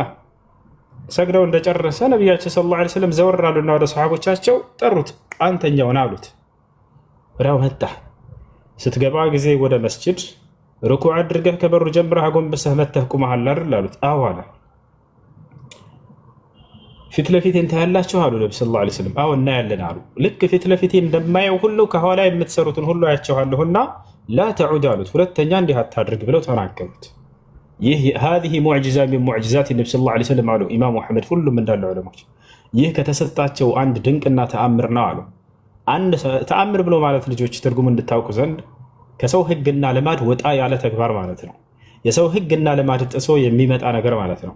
የሰው ህግና ልማድ ከፊት ለፊት ብቻ ካልሆነ በስተቀር አያይም። ሰው ወደኋላ ያለውን ለማየት የግዴታ መዞር ያስፈልገዋል አይደለ? እናንተ ነብዩ ሰለላሁ ዐለይሂ ወሰለም ግን ከዚህ ህግ የወጡ ሆነው ነበር። ምንድነው እርሱም ከፊት ለፊታቸው ማንኛውንም ነገር በገሃድ እንደሚያዩ ከኋላ የሚሆነውን ሁሉ ልክ ከፊት እንዳለው ያዩት ነበረ። هذه معجزة من معجزات النبي صلى الله عليه وسلم። ይሄ ከተደረገላቸው ድንቅ ተአምር ነው። ሌላም በጣም በርካታ ኢብኑ ተይሚያ ረሂመሁላህ ተዓላ الفرقان بين أولياء الرحمن وأولياء الشيطان የሚለው ኪታቡ ላይ ለነብዩ ሰለላሁ ዐለይሂ ወሰለም ከአንድ ሺህ ተአምራቶች በላይ ሰርተዋል እያለ ይናገራል። በሌላ ቦታ ላይ الجواب الصحيح لمن بدل دين المسيح لشيخ الإسلام ابن تيمية رحمه الله تعالى በዚህ ኪታቡ ላይ የነብዩ ሰለላሁ ዐለይሂ ወሰለም ከአንድ ሺህ በላይ ተአምራቶች ሁሉ በልጠዋል ይላል። دلائل النبوة للإمام البيهقي رحمه الله تعالى إمام البيهقي በዚህ መጽሐፋቸው ላይ ከአንድ ሺህ በላይ ተአምራቶችን ገልጸዋል። ይሄ ነው። ስለዚህ ክርስቶስ ራሱ ባስቀመጠው መሰረት የእኔን እውነተኝነት እኔን እንኳ ባታምኑኝ አምላኬ በኔ በኩል የሚሰራውን አይታችሁ ልታምኑኝ ይገባል ያላቸውን መስፈርት ብቻ ተጠቅመን ራሱ እውነተኛነቱን ለማረጋገጥ በተጠቀመበት መጽሐፋችሁ ላይ በዚህ መስፈርት ይዘን ነብዩ ሰለላሁ ዐለይሂ ወሰለምን እርሳቸውን እንኳ የተናገሩትን መልእክተኛ መሆናቸውን ባታምኑም በእርሳቸው በኩል አምላክ ሲሰራ የነበረውን ተአምር አይታችሁ ልትቀበሉ ይገባል ማለት ነው። ይታቻል አይደል? ይህ ነው። ወደ ነገሩ ስንመጣ መጀመሪያ ልጅ ሲጠይቅ ሰምታችሁት ከሆነ ሙሐመድ ግን ራሱ ነው መልእክተኛ ያለው እንጂ አላህ አልመሰከረለትም እያለ ነበረ። የነብዩ ሰለላሁ ዐለይሂ ወሰለም ነብይነት ምስክር አንደኛ የአምላካችን የአላህ ምስክር፣ ሁለተኛ መልአኩ ገብርኤል ራሱ ስማቸውን ጠርቶ መልእክተኛነታቸውን የመሰከረበት፣ ሶስተኛ የራሳቸው ምስክር እሱን እሺ አንቀበልም አላቸው።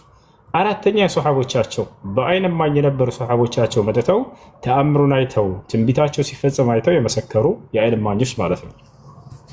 የእነዚህን ሁሉ ታገኛላችሁ ማለት ነው። አላህ የቱ ጋር የመሰከረው ከተባለ ሙሐመዱን ረሱሉላህ ይላል ሱረቱል ፈትህ ላይ ሙሐመድ የእኔ አላህ መልእክተኛ ነው እያለ ይመሰክርላችኋል። ተቻላረ በሌላ ቦታ ላይ ወማ ሙሐመዱን ኢላ ረሱሉን ቀድ ኸለት ሚን ቀብሊሂ ሩሱል ይላል። ሙሐመድ ማለት ከእርሱ በፊት እንዳለፉ መልእክተኞች አንድ መልእክተኛ ነው እያለ ይመሰክራል። በሌላ ቦታ ላይ ማ ካነ ሙሐመዱን አባ አሐድ ሚን ሪጃሊኩም ወላኪን ረሱለላህ ወኻተመ ነቢይን ይላል። ሙሐመድ ግን የእኔ አላህ መልእክተኛ የነቢያቶች መደምደሚያ ነው እያለ ይመሰክርላቸዋል። ይህ ነው። ይህ የአምላካችን የአላህ ሱብሓነሁ ወተዓላ ምስክር ነው። እንዳ በጥቂቱ ማለት ነው። በጣም በርካታ ቦታ ነው። ሁለተኛ የመልአኩ ጅብሪል የገብርኤል ምስክር ስማቸውን ጠርቶ ያ ሙሐመድ ኢነከ ለረሱሉላሂ ሐቀን ብሎ መመስከሩ። ሙሐመድ ሆይ እንዳም ራሱን ማንነቱን ገለጠ። ጅብሪል አነ ጅብሪል እኔ ገብርኤል ነኝ፣ ወአንተ ረሱሉላህ አንተ ደግሞ የአላህ መልእክተኛ ነህ ብሎ አብሳሪው መልአክ ራሱ አብስሯቸዋል። ሁለተኛ ስለዚህ አንደኛ አምላካችን የአላህ ምስክር፣ ሁለተኛ መልአኩ ገብርኤል ምስክር መጥቶ መላእክቶችን ነቢያቶችን ሲያበስር እንደነበረው አብሳሪው መልአክ ራሱ መጥቶ አብስሯቸዋል። ሶስተኛ የማን ምስክር? የራሳቸው ምስክር። ራሳቸውን ይሄን አንቀበልም አላቸው። ችግር የለውም እንጂ ነብዩ ሰለላሁ ዐለይሂ ወሰለም እኔ ነብዩ ላ ከዚብ ብለዋል። እኔ ነብዩ ነኝ አሉ። እኔ ነብይ ነኝ አይደለም፣ ልብ በሉ። ነብይ ነኝ ሳይሆን ነብዩ ነኝ። ምን ለማለት ምን መልእክት ማስተላለፍ ፈልገው ነው? አይሁዶች መጥተው ወደ ዮሐንስ ጋር ዮሐንስ ወንጌል ምዕራፍ 1 ከቁጥር 19 ጀምራችሁ ብትሄዱ አንተ ክርስቶስ ነህ ወይ አሉት። አይደለሁም አለ ዮሐንስ። አንተ ኤልያስ ነህ ወይ አሉት። አይደለሁም አለ። አንተ ነብዩ ነህ እንዴ አሉት። ነብይ ነህ እንዴ አይደለም፣ ነብዩ ብለው የሚጠሩት አንድ አካል ይመጣል ብለው ይጠብቁ ነበር። ገብታችኋል? አላህ በሙሉ ቁርአን ላይ ነብዩ እያለ የሚጠራው አንድን አካል ነው፣ ነብዩ ሰለላሁ ዐለይሂ ወሰለም ብቻ። ለምንድን ነው ነብዩ የሚለውን መጥራት የፈለገው? እነዚህ አይሁዲዎች ነብዩ ተብሎ የሚጠራን አካል ይጠብቁ ነበር። ነብይ ናቸው አይደለም፣ ሌላ ጥያቄ ነው። ነብዩ እኔ ነብዩ ነኝ ብለው ቃል በቃል ይናገራሉ። በእነዚህ በጠላቶቻቸው ፊት፣ በአይሁዶች ፊት ማለት ነው። ያ ነብዩ ነኝ እያሏቸው ነው። ገብታችኋል? ያ ነብይ ተብሎ አይሁዶች ታዲያ ሲጠብቁት የነበረው ምን አይነት ነብይ ነው? ልክ እንደ ሙሴ ያለ ነብይ ብለው ይጠብቁ ነበር። ኦሪት ዘዳግም ምዕራፍ 18 ቁጥር 18 ላይ ለሙሴ ምን አለው? እንደ አንተ ያለ ነብይ ያስነሳላቸዋለሁ ብሎ የተናገረው አካል አለ። አይሁዲዎች እንደ ሙሴ ያለ ነብይ ይጠብቁ ነበር። ታዲያ በሙሉ ቁርአን ላይ አምላክ አላህ ሱብሓነሁ ወተዓላ እንደ ሙሴ ያለ ነብይ ብሎ የገለጸው ማንን ይመስላችኋል? ነብዩ መሐመድ ሰለላሁ ዐለይሂ ወሰለም ነው። ማስረጃ ሱረቱል ሙዘሚል ላይ ምን ይላል? ኢና አርሰልና ኢለይኩም ረሱላን ከማ አርሰልና ረሱላን ሻሂደን ዐለይኩም ከማ አርሰልና ኢላ ፊርዓውን ረሱላ ይላል። እኛን ትውልድ ሲያናግር አምላክ አላህ ምን አለ? ወደ ፈርዖን መልእክተኛን እንደላኩኝ ልክ እንደዚያው መልእክተኛ ወደ እናንተም ደግሞ መልእክተኛ ላኩላችሁ ይለናል። ወደ ፈርዖን የተላከው ነብይ ማን ነው? ልጆች ኮሜንት ላይ ጻፉ። ወደ ፈርዖን እንደተላከው መልእክተኛ ወደ እናንተም ላኩኝ እያለ ይናገራል። ወደ ፈርዖን የተላከው መልእክተኛ ጋር አነጻጽሮ አመጣቸው ነብዩ ሰለላሁ ዐለይሂ ወሰለም። ወደ ፈርዖን የተላከው ነብይ ማን ነው? ሙሳ ዐለይሂ ሰላም ሙሴ ነው። ያው እንደ ሙሳ እንዳንተ ያለ ነብይ ተብሎ ሙሴ ተነግሯል። እንደ ሙሴ ያለ ነብይ ብሎ አላህ ሱብሓነሁ ወተዓላ በቁርአን ላይ ነብዩ ሰለላሁ ዐለይሂ ወሰለም ቃል በቃል እርሳቸውና ከሙሴ ጋር አነጻጽሮ የሚያነሳቸው ከሙሴ ጋር ተነጻጽሮ ለመነሳቱ እዛው መጽሐፋቸው ላይ ማየት ይቻላል። እስራኤላውያኖች ጠበቁ እንደ ሙሴ ያለ ነብይ አልመጣም። ቃል በቃል ራሳቸው ሲመሰክሩ ምን አሉ? ከዚያም በኋላ እንደ ሙሴ ያለ ነብይ በእስራኤል ምድር ላይ አንድም እንኳን አልተነሳም አሉ። ምን መስፈርት አስቀመጡ? እግዚአብሔርን ፊት ለፊት ሙሴ ልክ እንደ ሙሴ ያወቀው ነብይ አልተነሳም አሉ።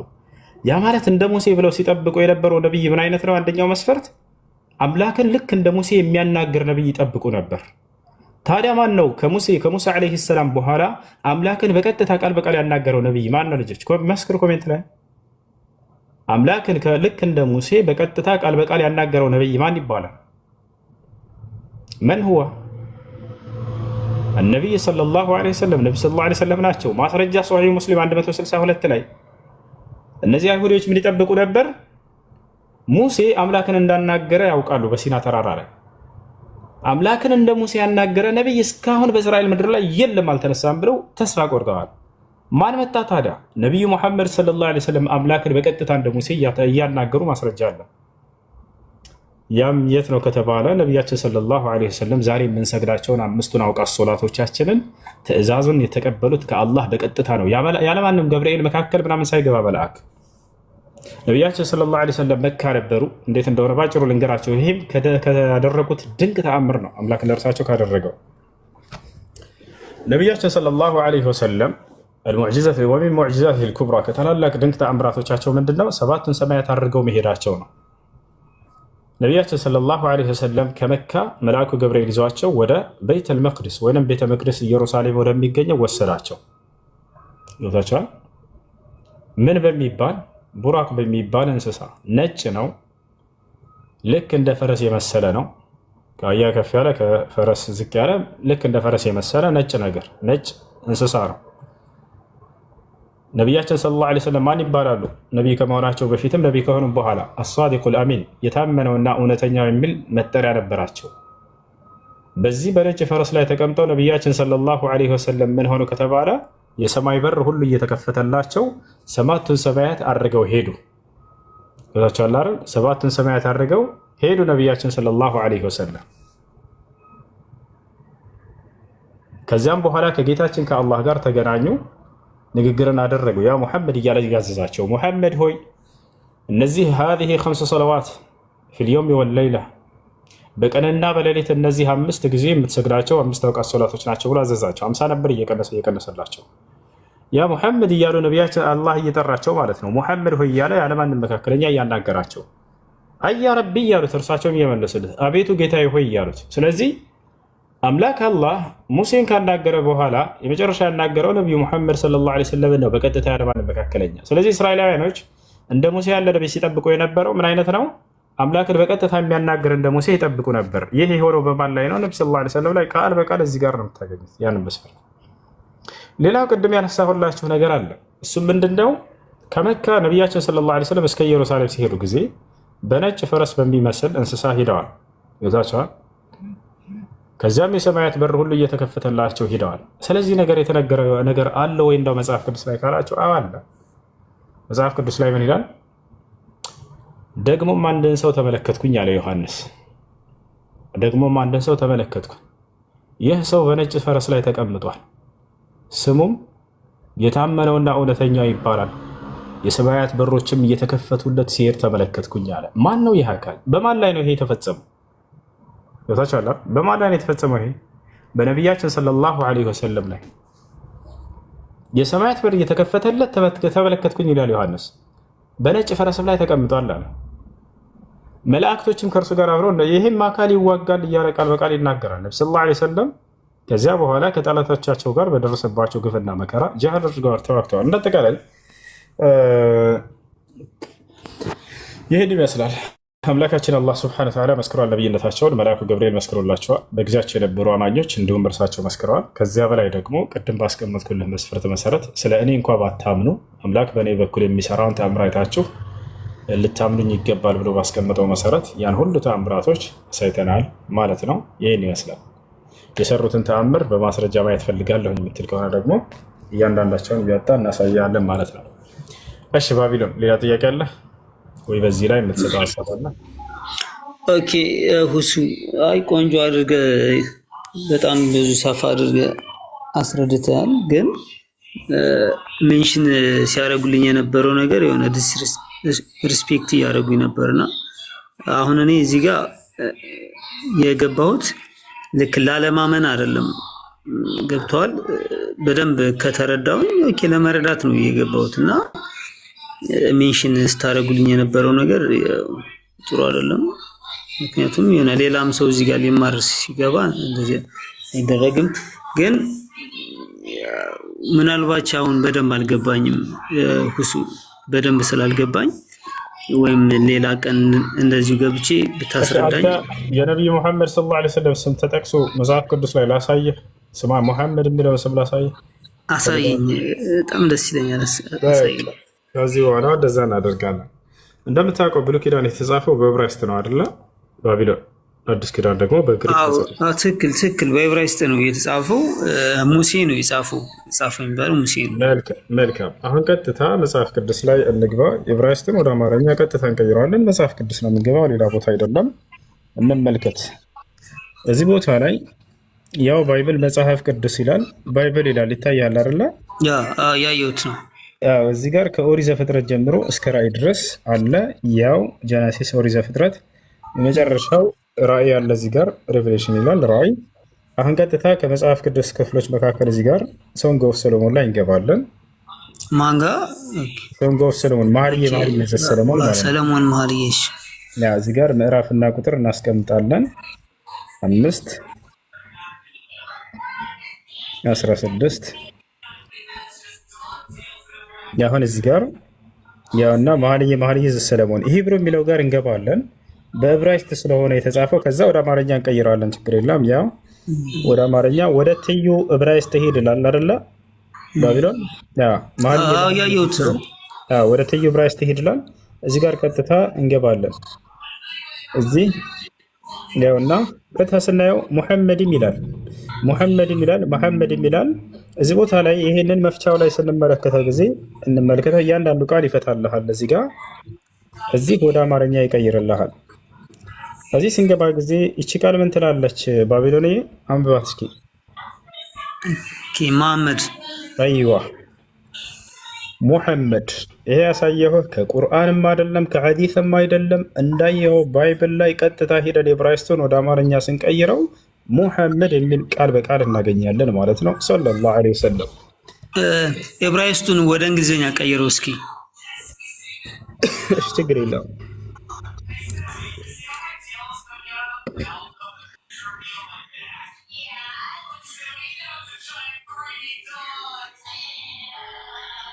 እሺ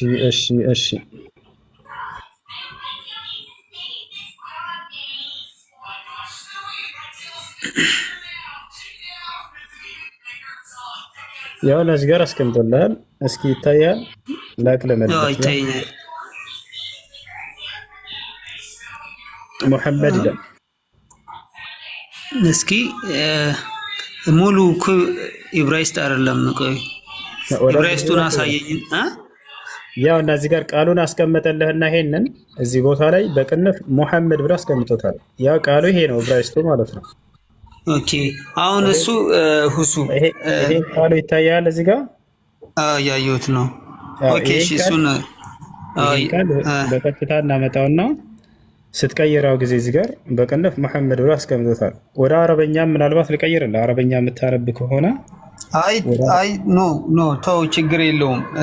ምናልባት ለምሳሌ አብርሃም ኢብራሂም እንደሚለው ሰለሞን ሱሊማን እንደሚለው ልክ እንደዛ ስም ሊሆን ይችላል። ነው እነዛም ራሱ እኮ እንትናቸው የአረበኛ መጽሐፍ ቅዱስ ላይ ብትሄድ ኢብራሂም ነው እኮ የሚለው አብርሃም ምናምን የሚለው ኢብራሂም ይላል። ሰለሞን የሚለውን ሱለይማን ብሎ ነው የሚያስቀምጠው የራሱ መጽሐፍ ቅዱስ ማለት ነው። ኢትዮጵያ ላይ ሲያመጡ ነው እነዚህ ስሞቻቸው እንዳለ የቀየሯቸው ወደ እንትን ሲቀይሯቸው ወደ ኢትዮጵያ መጽሐፍ ቅዱስ ላይ አብርሃም፣ ይስሐቅ፣ ያዕቆብ እያሉ አስቀመጡላቸው እንጂ ያዕቆብ ነው ትክክለኛው ቁርአን ላይ እንዳለው ነው። አረበኛ መጽሐፍ ቅዱስ ላይ ወስጄ ባሳየህ እንዳለ እነዚህ የነብያቶች ስም ልክ ቁርአን ላይ በተቀመጡት መሰረት ነው። የኢትዮጵያ ቤተክርስቲያን ብቻ ተለይታ ነው እነዚህ ነገራቶች የቀየረቻቸው። እሱ የስም እንትን ነው እኮ ችግር የለውም ስም ነው። ለምሳሌ እኔ በአንተ ስም ልጠራ እችላለሁ። እኔ በትክክለኛ ስሜ በአንተ ስም ልጠራ እችላለሁ። እሱ ስም ነው። እኔ ግን ዋና እንትኔ እዚህ ጋር ያው ብዙ ሰው አለ ሁሱ እኔ ወገንተኛ አይደለሁም። ወገንተኛ ስለ እውነትን ብቻ ነው እኔ ማወቅ እንፈልገው እንድትረዳኝ እንፈልገው ማለት ነው። የሆነ አጀንዳ ይዤ አይደለም፣ ግን እኔ ማወቅ ስለፈለኩኝ ነው። ምናልባት ነገ ምናምን ብታስገባኝ ደስ ይለኛል። እኔም ሌላ ልጨምርልህ። አሁን ያስኳቸው እንትኖች አሉ። ሌላ ልጨምርልህ። ሌላ ልጨምርልህ አሉ። ባቢሎ እውነትን እንደምትፈልግ ስላየህ ነው። ሌላ ልጨምርልህ።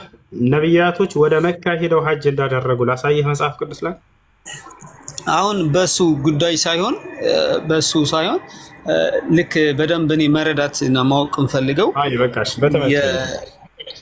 የነብዩ መሐመድ ነብይነት ላይ ነው ትልቅ ጥያቄ ያለብኝ። ለምን ዋናው መሰረቱ የሆነው ጥያቄ ከሱ ጋር ነው። ምክንያቱም ዓለማችን ላይ በጣም ለሰው አይምሮ የሚከብድ መጽሐፍ የሚጽፉ ሰዎች አሉ።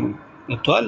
ምናልባት ነብዩ መሐመድ በጣም ስማርት የሆነ አእምሮ ሊኖረው ይችላል እና መጽሐፉን እንደዛ ክሬት ሊያደርገው ይችላል ብዬ ነው እኔ ያመንኩት ቁርአን። ምክንያቱም መጀመሪያ ላይ እንደነገርኩ ኢየሱስን ምሳሌ አደረክልኝና እሱ ደግሞ ምሳሌ መሆን አይችልም። ኢየሱስን ተረዱኝ ያለበት መንገድ ይመስለኛል ከመወለዱ በፊትም በነቢያቶች አስቀድሞ ስለተነገረ በእስራኤል ሕዝቦች ዘንድ የቁጥር አቆጣጠራቸው ራሱ ተቀይሮ ነበረ እሱን ሲጠብቁ ስለነበር። እዛ ቦታ ላይ ያስቀመጠው መስፈርት የእውነተኝነቱን ማረጋገጫ ተአምራቱን ነው ኢየሱስ ክርስቶስ ያደረገው። እኔን እንኳን ባታምኑኝ በእኔ የሚሰራውን አምላኬን እርሱ በእኔ በኩል በሚሰራው ልታምኑኝ ይገባል እያለ ይነግራቸዋል። ስለዚህ አንድ ያስቀመጠው እሱ ነው ኢየሱስ ክርስቶስ። ይሄ ነው። ሌላው ነገር እነዚህ ከመወለዱ በፊት ተነግረዋል እያልክ ገብቷቸዋል አይደል?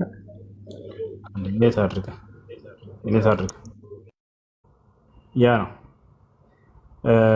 ሌላው ነገር ነቢዩ ሙሐመድ ጽፎት ሊሆን ይችላል ምናምን እያልክ የተናገርከው ሰለላሁ ዐለይሂ ወሰለም ስለ እርሳቸው መጀመሪያ ማወቅ ያስፈልጋል። ነቢ ሰለላሁ ዐለይሂ ወሰለም አምላክ አላህ ሱብሓነሁ ወተዓላ ቀድሞ መጽሐፍንና ማንበብን ነስቷቸዋል። ያ ማለት ወማ ኩንተ ተትሉ ሚን ቀብሊሂ ሚን ኪታቢን ወላ ተኹጡሁ ቢየሚኒከ ብሏል። ከዚህ በፊት ምንም አይነትን መጽሐፍን አታነብም ነበር፣ እንዳታነብ ያደረግከው እኔ ነኝ እያለ አላህ ይነግራቸዋል። በእጅህም አትጽፍም ነበር አላቸው።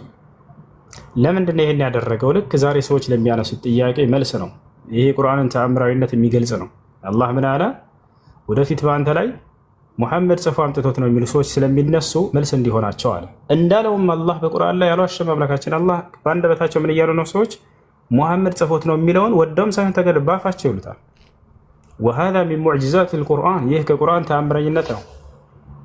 በአንተ ላይ ከሌላ አምጥቶ ጽፎት ነው ብለው ሰዎች ስለሚናገሩ ወደፊት ከወዲሁ መጽሐፍንና ማንበብን ነስቻለሁኝ። ጽፎት ነው እንዳይሉ መጽሐፍን ተነስቷል። እሺ አንብቦት ነው እንዳይሉ ማንበብን አላህ አውቆ ነሳቸው። ጓደኞቻቸው እዛ አካባቢ እያወቁ እየተማሩ ማለት ነው።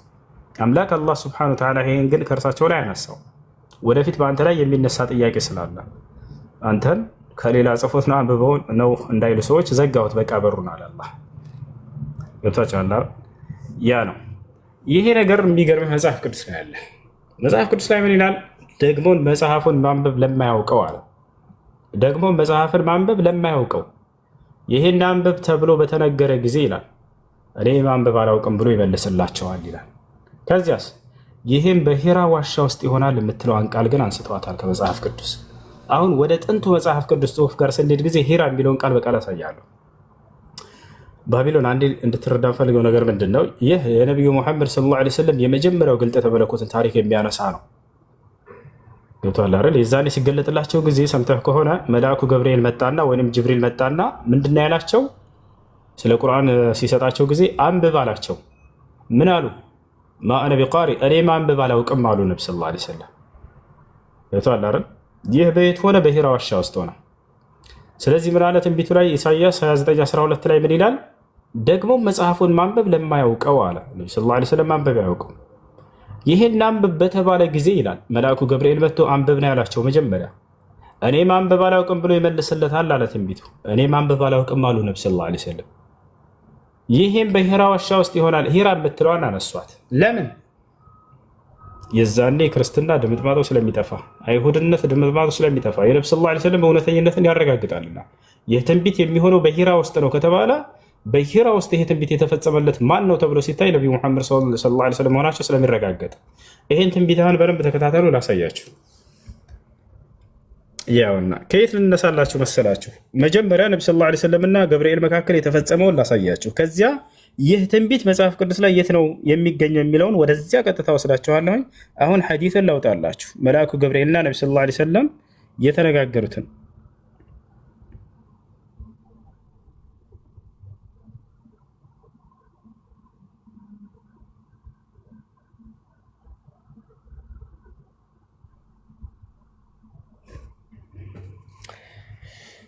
ያውና ሐዲሱ እዚህ ጋር ይገኛል። ወደ አማርኛ ቀይረላችኋለሁ። የአላህ መልእክተኛ ሰለላሁ ዐለይሂ ወሰለም ያጋጠመቸው የመጀመሪያው እውነተኛ ህልሞች ነበሩ ይላል።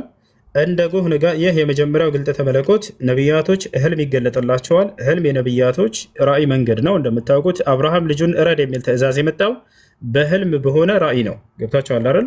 ይሄን ነቢ ሰለላሁ ዐለይሂ ወሰለም አንዱ ግልጠተ መለኮት በዚህ ይገለጥላቸው ነበር፣ በህልም ነገር አለች። ያም እንደ ጎህ ንጋት እውን ካልሆነ በስተቀር ህልሙን አያዩም ነበር ይላል። ያ ማለት ያዩት ህልም በገሃድ ሲሆን ይመለከቱ ያሳያቸው ነበር አምላክ አላህ ሱብሓነሁ ወተዓላ። ሁለተኛው ምንድን ነው? መልአኩ ገብርኤል መጥቶ ያናገረባቸው የራእይ መንገድ ነው። ከዚያም መገለል ለእርሱ ውድ ሆነ። ያ ማለት ከህዝቦቻቸው ገለል ብለው ወደ ሒራ ዋሻ በመሄድ አምላክ አላህ ሱብሓነሁ ወተዓላ ለመገዛት በጣም ወደዱ። ወደ እርሱ ተወደደ እያለች ነው።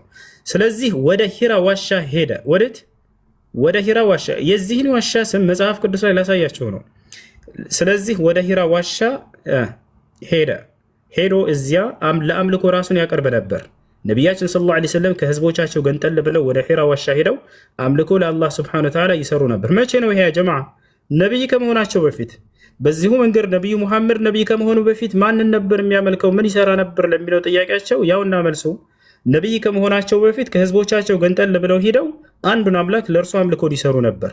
ገብታችኋል አይደል? ይህ ነው። ቀጥሎ ምን አለ? አምልኮ ያቀርብ ነበር። እርሱም እንዲህ አለ፣ አምልኮ ለብዙ ምሽቶች ወደ ቤተሰቡ ከመመለሱና ለዚያም ስንቅ ከመውሰዱ በፊት ከዚያም ወደ ኸዲጃ ተመልሰው ተመሳሳይ ምሽቶች ስንቅ ይወስድ ነበር። ያ ማለት ነቢ ሰለላሁ ዐለይሂ ወሰለም ስንቅ እያዘጋጁ እየሄዱ ስንቃቸውን እስኪጨርሱ ድረስ ለአላህ አምልኮን ሰርተው በሒራ ዋሻ ውስጥ ይመለሳሉ። እንደገና ሌላ ስንቅ ይወስዳሉ። በዚህ መሰረት ለብዙ ጊዜያት ቆይተዋል አምልኮ እየሰሩ። ለተመሳሳይ ምሽቶች አለች ስንቅ ይወስድ ነበር እስከ ሒራ ዋሻ ውስጥ እያለ እውነቱ እስኪመጣለት ድረስ አለች። በሒራ ዋሻ ውስጥ እያሉ እውነቱ እስኪመጣላቸው ድረስ በዚያ እየተመላለሱ አምልኮን ይፈጽሙ ነበር። መልአኩም አሁን ተመልከት፣ ወደ እርሱ መጥቶ አንብብ አለው። ልብ በል፣ ይሄን ትንቢት በደንብ እንትን በለው። የተፈጸመው በእርሳቸው ላይ ነው። የት እንደሆነ ትንቢቱ አሳያለሁ። መልአኩም ወደ እርሱ መጥቶ አንብብ አለው። የአላህ መልእክተኛ ሰለላሁ ዐለይሂ ወሰለም ማንበብ አልችልም አሉት ይላል። አያችሁ አይደለ? ማንበብ አልችልም አሉት። የቱ ጋ ነው የሆነው? ይሄ ኢሳይያስ ማንበብ ለማይችለው መጽሐፍን አንብብ ተብሎ ይሰጠዋል። እኔ ማንበብ አላውቅም ብሎም ይመልስለታል ይላል ትንቢተ ኢሳይያስ። የራሳየ እዚህ ጋር 29:12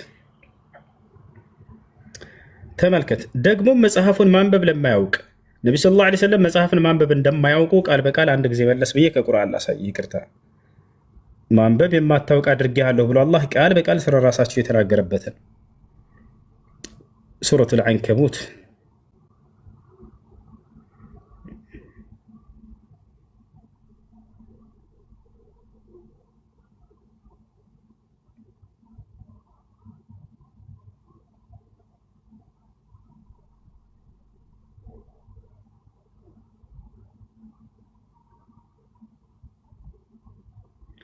እሺ ያው እነዚህ ጋር አምላክ አላህ ሱብሓነሁ ወተዓላ እንደሚል ተመልከቱ። ከእርሱ በፊት ከቁርአን በፊት ማለት ነው መጽሐፍን የማታነብ በቀኝህም የምትጽፈው አልነበርክም። ያ ማለት የማያነቡ የማያጽፉ አድርጓቸዋል አላህ። ለምን? ያን ጊዜ ይሄን ብትጽፍና ብታነብ ኖሮ ማለት ነው አጥፊዎቹ በእርግጥ በተጠራጠሩ ነበር አለ። አያቸው አይደለ? ሌላ ነገር ጽፎ ነው ብለው ከራሱ አምጥቶ ጽፎ ነው እንጂ ይሄ ብለው እንዳይጠራጠሩ ምን አደረገ አምላክ አላህ ሱብሓነሁ ወተዓላ?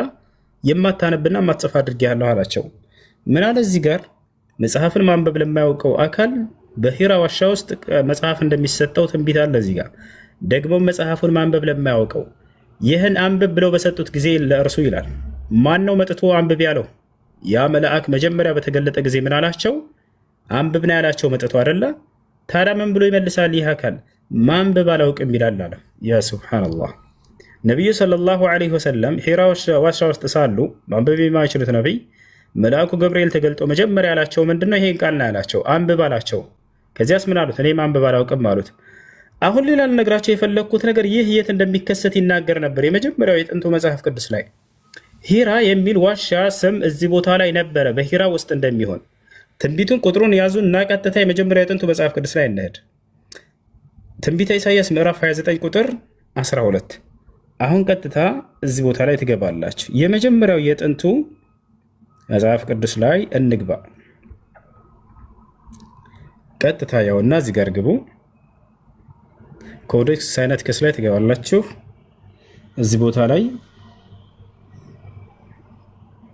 አንዴ እንመልከት። ይሄን ወደ አማርኛ እንቀይረው።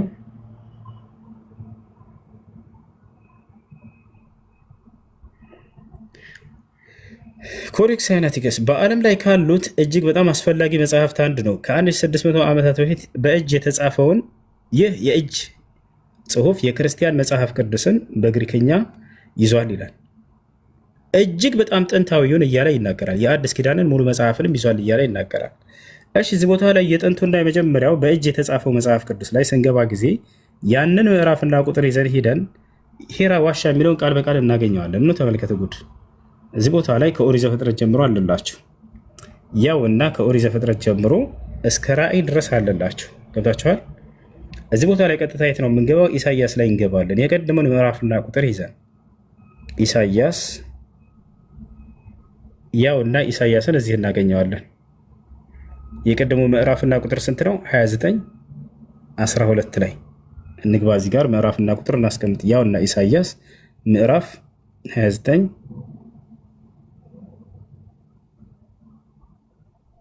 ቁጥር 12 ላይ እንግባ። 12 ገብተናል። አሁን ቀጥታ ነው ተመልከቱ። እዚህ ጋር 12 ቁጥር ያተቸናች አይደለ? መልካም። አሁን እዚህ ቦታ ላይ የትኛዋ ቃል ነች? ይህችኛዋ ቃል ነች። ይህችኛዋ ቃል ቀጥታ ነው ሰዳት ኮፒ እናድርጋት ይችን ቃል።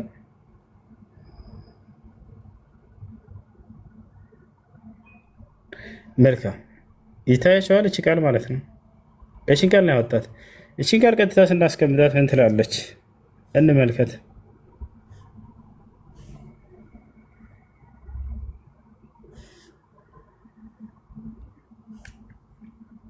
እዚህ እናስቀምጣለን።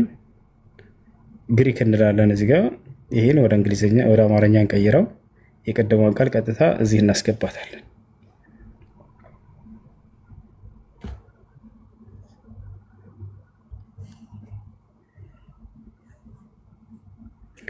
እሺ ወደ አማርኛ እንቀይራት።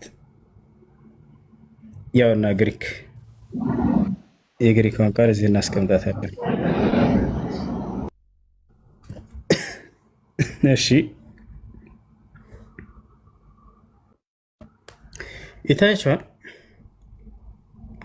ይታያችኋል።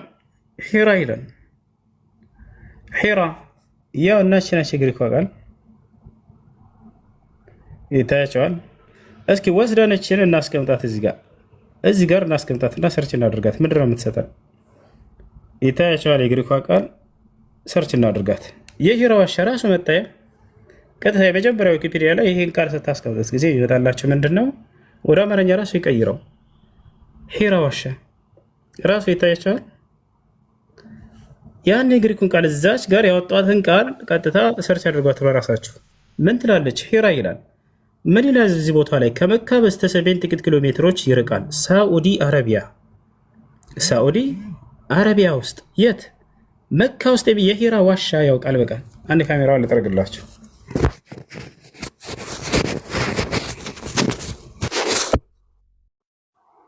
ይነበባችኋል። ያው ሳዑዲ አረቢያ ውስጥ የሂራ ዋሻ አረበኛ ሂራ ይላል። በዚህ ዋሻ ውስጥ ሙስሊሞች እግዚአብሔር በመልአኩ ጅብሪል ወይንም በገብርኤል በኩል ለመጀመሪያ ጊዜ ለሙሐመድ ራሱን ገልጦለታል ብለው ያምናሉ። አምላክ በመልአኩ ገብርኤል በኩል መጀመሪያ ራሱን የገለጠበት ቦታ በሂራ ዋሻ ውስጥ ያውና ዋሻው ይሄ ራሱ ማለት ነው። ያው ሰዎች እየሄዱ የሚጎበኙትና የሚያዩት የሂራ ዋሻ። ታዲያችን ቃል ለምንድን ያወጣት? ከዚህ ይህ ትንቢት እየተናገረ የነበረው ስለ እርሳቸው ነበር። መጽሐፉን ማንበብ ለማያውቀው አንብብ ተብሎ ይነገረዋል። እኔ ማንበብ አላውቅም ይላል። በሂራ ዋሻ ውስጥ ይሆናል ይሄ የሚል ቃል ነበር። ሂራ ዋሻ ብትለዋን ግንጥል አድርገው አወጧት። ልሽ ለምን አወጡት? እስካሁን ግን ያላወጡት የነቢ ሰለላሁ ዐለይሂ ወሰለም ነብይነት የእስልምናን እውነተኝነት የሚመሰክር ነገር አለ። ደግሞ በጣም የሚገርማቸው ምንድን ነው ከተባለ አላወጡትም አለ። እስካሁን ግን ወደ አማርኛ ሲቀይሩ በሌላ ተርጉመውታል። ዕብራይስጡ ላይ ቀጥታ ሄደን መጽሐፋቸው ላይ ወደ አማርኛ ብንቀይረው ቃል በቃል ብናገኘው እርሱም ምንድን ነው? ነቢያቶች እነ ሙሴና ሃሮን ወደ መካ ሄደው ሐጅ ያደርጋሉ የሚል ቃል አለ። ወደ መካ ሄደው ሐጅ ማድረግን ዛሬ ክርስቲያኖች እንደምንድን ነው የሚነግሯቸው? ጣዖት አምልኮ ነው ብለው ነው የሚያስተማሯቸው። ነገር ግን እዚያ ቦታ ላይ መካ በመሄድ ሰዎች ሐጅና ዑምራ ያደርጉ ነበር። አምላክ በነ ሙሴ በኩል እስራኤላውያኖችን ሁሉ አዟቸው ነበር። መካ ሄዳችሁ ሐጅ አድርጉ ብሎ አምላክ መጽሐፍ ቅዱስ ላይ አዟል። ኑ ላሳያችሁ፣ ቀጥታ ተከታተሉ። እኔም የምሰጣቸው ቪዲዮ ራሳችሁ ሄዳችሁ በራሳችሁ ማየት ትችላላችሁ። መጀመሪያ አማርኛው መጽሐፍ ቅዱስ ላይ እንመልከተው፣ ምን ብለው እንደተረጎሙላቸው እንድትታዘቡ። መጽሐፍ ቅዱስ ላይ እንገባለን። እዚህ ኦሪት ዘጸአት ምዕራፍ 5 ቁጥር 1 ላይ እንግባ። ኦሪት ዘጸአት ምዕራፍ 5 ቁጥር 1 ላይ ምን ይላል? ከዚህም በኋላ ሙሴና አሮን ይላል። ሙሴና አሮን ሁለት ታላላቅ ነቢያቶች ናቸው። ከዚህም በኋላ ሙሴና አሮን መጥተው ፈርዖንን እንዲህ አሉት፣ የእስራኤል አምላክ እግዚአብሔር እንዲህ ይላል፣ በምድረ በዳ በዓል ያደርግልኝ ዘንድ ሕዝቤን ልቀቅ። ለመሆኑ ወደ መካ ሂደው ሐጅ ያደርጉ ሕዝቤን ልቀቅ ነው ያሉት ሙሴና አሮን፣ ወይንስ በምድረ በዳ ሂደው በዓል ያደርጉልኝ ዘንድ ሕዝቤን ልቀቅ ነው ያለው? አሁን ቀጥታ ይህ መጽሐፍ መጀመሪያ ተጽፎበት የነበረው የራሱ ቋንቋ የዕብራይስጡን ሂደን ይህን ምዕራፍና ቁጥር ይዘን ሂደን እንመልከት እስኪ። ኦሪት ዘጸአት እንዳትረሱት፣ ምዕራፍ 5 ቁጥር 1። አሁን ዕብራይስጡ ላይ እንግባ። ያው ባይብል ላይ ገብተናል። ኦሪት ዘጸአት ላይ እንገባለን። ምዕራፍ 5 እናደርገዋለን።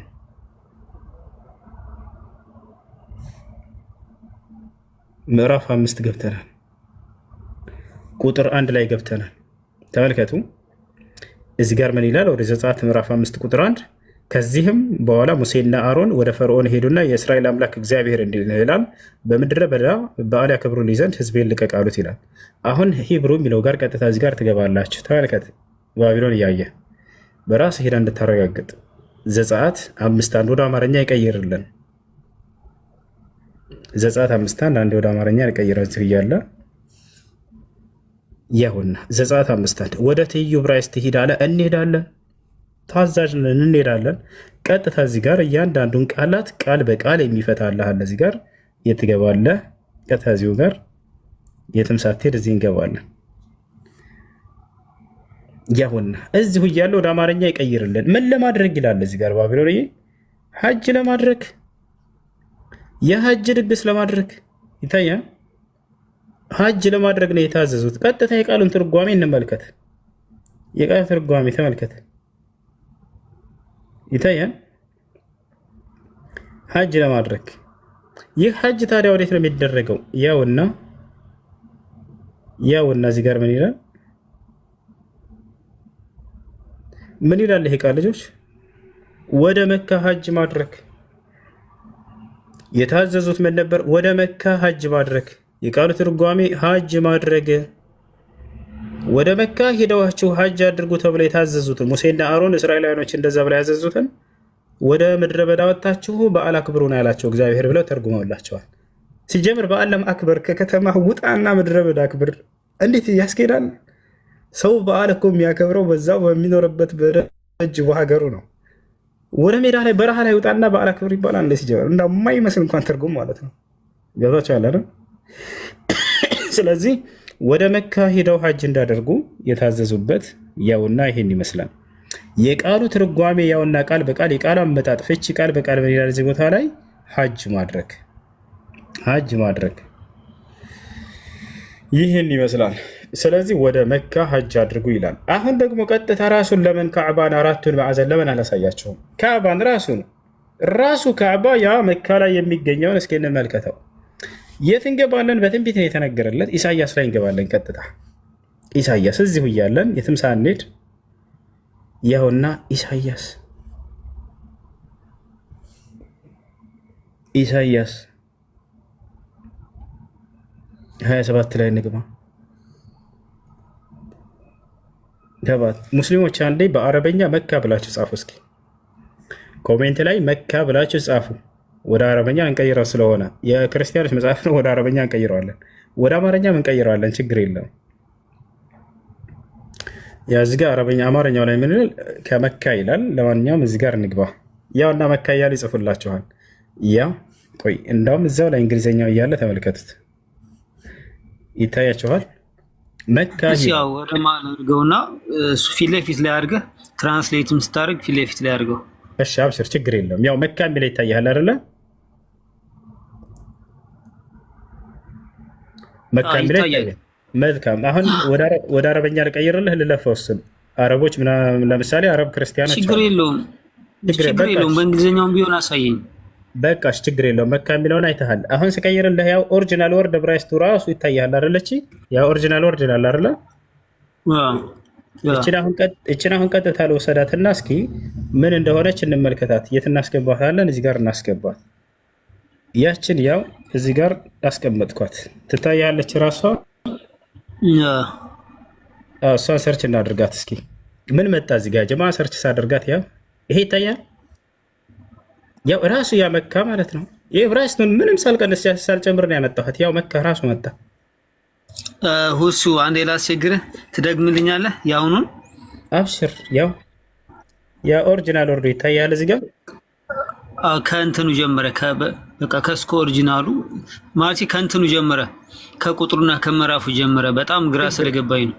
ችግር የለውም አብሽር።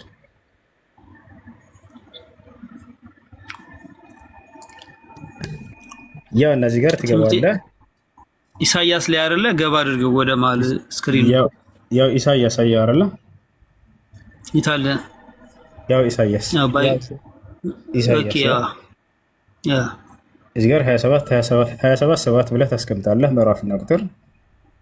ኦኬ እሺ 27 አየሁት። እዚህ ሂብሩ ምትል ትታያለች አይደለ?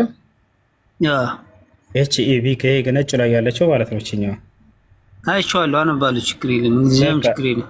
መልካም። ያው እና እሷን ስትጫና ጊዜ እዚህ ጋር የእያንዳንዱን ቃል በቃል መፍቻ ያመጣልሃል። እዚህ ጋር ወደ ትዩ ዕብራይስጥ ሂድ ብሎ ራሱ ያሳይሃል። እዚህ ጋር የመጀመሪያውን ይሄን 43 47ን ትጫናዋለህ። ያው መካ ብሎ አስቀምጦታል። አሁን ይሄንን ቀጥታ ያው መካ ይላል። አሁን ይሄን ኦሪጂናል ወርዱን ራሱ ዕብራይስጥ ትታያለች አይደለ? ያው ኦሪጂናል ወርድ የሚለው አለ። ራሷ ቃሏን እችን ኮፒ ታደርጋታለህ። ከዛ እሷን እዚህ ወስደህ ሰርች አድርጋት። ራሷን ላስቀምጥልህና ተመልከታት። ያት ራሷ ትታያለች አይደለ? ያ እንትም ተቀይሯል።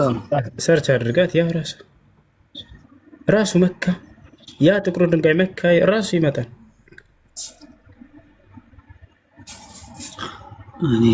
ምን አይነት ካልኩሌሽን ነው? እኔ በጣም ግራ የሚገባ ነገር ነው። ነቢዩ ሙሐመድ ሰለላሁ ዐለይሂ ወሰለም የቀደሙትን ነቢያት መንገድ እንደገና ሊመልሱላችሁ ነው የመጡት። ከዚህ ሁሉ መንገድ አስወጥተዋቸዋል የክርስትና አስተማሪዎች ከነ ጳውሎስ ጀምሮ ማለት ነው። እውነቱን ይሄ ነው የምነግራቸው። ወደ ሙሴ መንገድ፣ የያዕቆብን መንገድ፣ የአብርሃም የኢስሐቅን መንገድ ተከተሉ ነው የሚለው እንዳለ ሙሉ ቁርአን ስታዩት። ወደ መካ ሂዶ ማድረግ እዚያም ልኮ መፈጸም የአብርሃምና የልጆቹ ተግባር ነበር። ልጆቹ ሲባል የአብርሃም ልጆች እንዳለ ነቢያቶች ተግባር ነው። አምላክ አላህ ይሄን ነው በቁርአን ላይ የተናገረ የለው። ወአዚን ፊናስ ቢልሐጅ ይለዋል። አብርሃም ሆይ ወደ መካ ሂደው ሐጅ እንዳደርጉ ሰዎችን ሁሉ እዘዝ ብሎታል። የአብርሃም ልጆች ነቢያቶች ሁሉ እንዳለ ወደዛ እየሄዱ ሐጅ ሊያደርጉ ነበር ወደ መካ። ያን ቦታ ግን አስተዋችሁ። አንድን ከነቢያት መካከል አንድ ነቢይ እንድታመልኩ በዚያው አቀቧችሁ፣ ዘጓችሁ። መሲሁ አምልኩኝ ሳይል እኔን ተገዙኝ ብሎ ሳይሰብክ በግዴታ እርሱን እንድታመልኩ ይህ የነቢያት መንገድ አስመስለው ቀረጹላችሁ። ገብታችኋል አይደለ? ከነቢያት መንገድ ማስወጧችሁ። አምላክ አላህ ነቢዩ ሙሐመድን ለመላክ ግድ ሆነበት በዚህ ጊዜ ዳግም ሰዎች ወደ ነቢያት ይመለሱ ዘንድ ማለት ነው፣ ወደ ነቢያት መንገድ። ወጃአ ነቢዩ ሰለላሁ ዐለይሂ ወሰለም። ከዚያም በኋላ አላህ በቁርአን ላይ ምን አለ? ጥሪ ያደረገላችሁ ያ አህለል ኪታብ ቀድ ጃአኩም ረሱሉና ዩበይኑ ለኩም፣ እናንተ ይሁድ ክርስቲያኖች ሆይ እነሆ መልእክተኛ ሙሐመድ መጥቶላችኋል እውነቱን መንገድ ሊገልጽላችሁ ዘንድ እርሱን ተከተሉ ስሙት እያለ አዘዘ። አምላክ አላህ ሱብሓነሁ ወተዓላ ወተቢዑሁ ለዓለኩም ተህተዱን አለ። ቅኑን መንገድ ታገኙ ዘንድ ሰዎች ሆይ ሙሐመድን ተከተሉት አለ። ኢለይከ ሩሐን ሚን አምሪና፣ ሙሐመድ ሆይ ልክ እንዲሁ ከነገሬ መንፈስን በአንተ ላይ ያደረግኩኝ እያለ ይነግራቸዋል። ወጣቸዋል ወደ ነቢያት መንገድ የአብርሃምን የኢስሐቅን የያዕቆብን መንገድ ተከተሉ ነው የሚለው ቁርአን፣ ሌላ አይደለም። ወተበዕቱ ሚለተ አባኢ ኢብራሂም ወኢስሐቅ ወያዕቁብ፣ የአባቶቼን መንገድ ተከትያለሁ በል የአብርሃምን የኢስሐቅን የያዕቆብን መንገድ እያለ ይናገራል። ወጣቸዋል አይደል? ወደዚያ መንገድ እንጂ ሌላ መንገድ አዲስ መንገድን አምጥተው አይደለም። አንዱን አምላክ በብቸኝነት አምልኩ ነው እያለ የሰበኩት። ያ አንድ አምላክ ሶስትነት የለውም ብለው አስተማሯችሁ። ምክንያቱም አንድ አምላክ ብቻ ሶስት ናቸው ብለው አስተምሯቸዋል እናንተ። ስለዚህ አምላክ አላህ ሱብሓነሁ ወተዓላ ነቢ ሰለላሁ ዐለይሂ ወሰለም ላካቸውና ያ አንድ አምላክ አንድ ብቻ ነው፣ በአንድነቱ ላይ ሶስትነት የለውም የሚለውን ትምህርት አስተማሩ። ያ አምላክ ስለ ሰው ልጆች ኃጢአት ብሎ ሞቷል ብለው አስተማሯችሁ። ከነቢያት መንገድ ፈቀቅ አደረጓችሁ። ነቢ ሰለላሁ ዐለይሂ ወሰለም አላህ ልኮ በፍጹም እኔ የማልሞት መሆኔን አስተምራቸው ለሰዎች እያለ ላካቸው። ወተወከል ዐለል ሐይ አለዚ ላ የሙት፣ በፍጹም በማልሞተው በእኔ ብቻ ላይ ተመኩ እያለ አላህ ሱብሓነሁ ወተዓላ ተናገረ። ገብቷቸዋል። ያ አንድ አምላክ መለኮታዊ ባህሪ ብቻ ነው ያለው። ከእርሱ ዘንድ የፍጡር ባህሪ የለም። አምላክም ነው ሰውም ነው ተብሎ የሚገለጽ አይደለም። እኔ መለኮት ብቻ ነኝ ብሎ የሚናገር ነው። ገብቷቸዋል አይደል? ያን አምላክ ብቻ የሆነውን አምላካችሁን አምልኩ ነው። ያ አምላክ ጌታ ብቻ ነው። በጌትነቱ ላይ ባርነት የለበትም። ስለ እኔ ብሎ ባሪያ ሆኖ መጣልኝ ብሎ ሂሳብ የለም። መለኮታዊ ባህሪ የሚቀየር አይደለም። ከጊዜ በኋላ የሆነ ሰው ሆኖ መጣ ብሎ የሚባል አለ። ይህን ይመስላል ነቢያችን ሰለላሁ ዐለይሂ ወሰለም ጥሪ ያደረጉላችሁ ወደ ቀደሙት ነቢያት መንገድ እንጂ ሌላን አይደለም። አላህ በቁርአን ላይ ሲመሰክርላችሁ በል ጃአ ቢልሐቅ ወሰደቀል ሙርሰሊን ይላል። በእርግጥም ሙሐመድ እውነትን ይዞላችሁ መጥቷል፣ የቀደሙትንም ነቢያት መንገድ እውን ብሎላችኋል እያለ ይናገራል። ወይንም ነቢያቶችን ሁሉ አጽድቆላችኋል። ነቢያችን ሰለላሁ ዐለይሂ ወሰለም ስለ ነቢያት ጻድቅነት ነው የሚያስተምሩት። የእርሳቸው መንገድ አዲስ መንገድ ሳይሆን የቀደሙት ነቢያቶች መንገድ ነው። አንዱን አምላክ በብቸኝነት አምልኩ፣ ለእርሱ በፍጹም አጋር የለውም የሚል ነው። ነቢያቶችም ይህን ሁሉ ነው ያስተማሩት። ኖሕን ብትሉ፣ አብርሃምን ብትሉ፣ ኢስሐቅን ብትሉ፣ ያዕቆብን ብትሉ፣ መሲሁ ብትሉ ይህን ያስተማሩ። መሲሁ ምን አስተማረ ከተባለ ወቃለ ልመሲሑ ያ በኒ እስራኤል አዕቡዱላህ ረቢ ወረበኩም ነው ያለው። ክርስቶስም አለ ይላል አላህ በቁርአን ላይ እናንተ የእስራኤል ልጆች ሆይ የእኔንም የእናንተንም አምላክ የሆነውን አላህን ተገዙ አላቸው እያለ ይናገራል። ይህን ይመስላል። እሺ ጥያቄ ያለው ካለ መጠየቅ ይችላል። ልዑል አለ ሚልክ ሰላም ነው? እንዴት አለን? አልሐምዱሊላህ። እሺ ጥያቄ አለ? መሀል ላይ ነው የገባሁትኝና ሳማ ይሻላል እና ጥያቄዎች ይኖራሉ። በእርግጥ ግን ያው ከርዕስ እንዳልወጣ ብዬ ነው ኦልሬዲ ዲስከስ ያደረጋችሁ ስለሆነ። ግን አሁን እዚህ እያሳየው የነበረው ላይ አሁን መካ የምትለዋ ላይ ማለት ነው አንተን ማሰልቸት ይሆናል እንጂ አንዴ እንትን ብትለው አሪፍ ነበር። ምክንያቱም እዛ ላይ ትርጓሜው ስላውተር ወይም ደግሞ መሰዋት የሚል ነገር አይቻለውና ቦታውን ነው ወይንስ ድርጊቱን ነው ያቺ ቃል የምትጠቅሰው? ቦታ ነው እኛ እያሳየናቸው ያለን። ከዚህም በፊት ሙሐመድ የሚለው ቃል አለ ስንላቸው ጊዜ ቃል በቃል ሙሐመድ የሚለውን ስሙን አለ እያልናቸው ነው።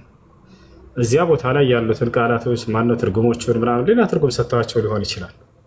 ነገር ግን ያንን ያሳየች የዛ ያሳየው ላይ ለምሳሌ ኦሪጂናል ወርድ አለ አይደለ? ትክክል የመጀመሪያው ቃሉ ራሱ ዕብራይስጡ እሱን ወስደህ በምታየው ሰርች በምታደርገው ጊዜ ራሱ መካ ነው የሚመጣው፣ ሌላ ምንም ነገር አይደለም። ሰርች ማድረግ ሳይሆን እዛው ያሳየው ሶርስ ላይ እዛ ላይም ስላውተር የሚላል አይቻለሁ። ያው መሰዋት የሚለው ማለት ነው። እና መካ ላይ ያን በነገራችን ላይ መካ ላይ ተሄዶ ከሚሰሩ ስራዎች መካከል አንደኛ መስራት መሰዋት ነው።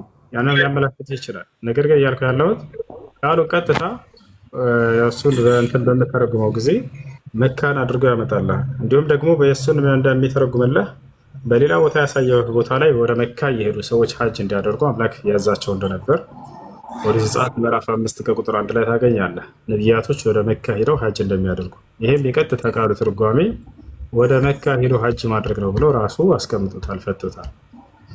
ይሄን ይመስላል። ኦኬ እሺ። ያው ከዲስከሽን እንዳልወጣ ግን አሁን መጽሐፍ ቅዱስም እየጠቀስክ ስታስረዳ ያው የእናንተም መጽሐፍ ማስረጃ አለ ብለህ እንትን ስትል ለምንድን ነው ተመርጦ እንትን የሚለው? አሁን ለምሳሌ ለኢየሱስ ክርስቶስ አምላክነት አምላክ አይደለሁም ብሎ ማስረጃዎች ታመጣላችሁ አይደለ? አብ ከኔ ይበልጣል የሚላል የተለያዩ ጥቅሶች ማለት ነው። እነዛን ጥቅሶች አምጥታችሁ ይኸው እንደዚህ ይላል ብሎ እንትን ከተባለ ካስረዳችሁ አምላክነቱን የሚገልጹትንስ ለምን አለመቀበል ተፈለገ? ማለት ካረዳር ችግር ነው ወይ ተብሎ መውሰድ አይቻልም? ወደ እነሱ እንመጣለን። ችግር የለው። አንድ ጠብቀኝ። ከይቅርታ ጋር ዛኪር አለ። እሺ ዛኪር ሰላም ነው። ሰላም አለይኩም። እንትን ነው ስልክ ደውለውብኝ ነው የወጣሁት፣ ግን በጣም እየተከታተልኩት ነበረ። እንትኗን ግን ትነግረኛለህ? አሁን የመጨረሻ የካባ እንትን ያመጣባትን ፓርት የምዕራፉንና ቁጥሩን ንገረኝና ራሴ ፕራክቲስ አደረጋውን። ኢሳይያስ 27:7 ላይ ታገኘዋለህ። ዕብራይስጥ ላይ ሄደህ ቀጥታ ኦሪጂናል ወርዱ ያዝ አድርገህ አንተ እንትን በለው ተርጉመው ራሱ ይመጣልሃል ባሳየው መሰረት። እሺ ዛኪር ከአንተ ጋር መስለ የሚፈልግ ሰው አለ እያሉ ነው። እውነት ነው? እሺ ያናግረኝ። ጥያቄዎች አሉት? አይ ጥያቄዎች የሉትም። እሺ ያናግረኝ። ሰላም እንዴት ነህ? አይ እኔ ራሴው ነኝ። እሱ ከዚህ በፊት ሙስሊም ነበርክ? አይ ነበርኩኝ፣ ግን አህዋሌ ጥሩ ስላልነበረ። እሺ ከእስልምና ወጥተህ ነበር ወይንስ ስህተት ላይ ወድቀህ ነው? የሆነውን ነገር ንገረኝ። ያው ስህተት ላይ ይመስለኛል። ምን አድርገህ ነው? ያው ከአጉል ጓደኛ አንዳንዴ ከጓደኛ ጋር ስትሆን ያው ስህተት ላይ ትወድቃለህ። በዛ ያፈነገጥኩኝ መሰለኝና ከእስልምና የተናገርከው ቃል ካለ ያ ነገር ሻሃዳ ያስይዛል አያስይዝም የሚለውን ለመወሰን እስኪ የተናገርከው ቃል ካለ ወይ የሰራኸው የክህደት ተግባር ካለ እሱን ተናገር።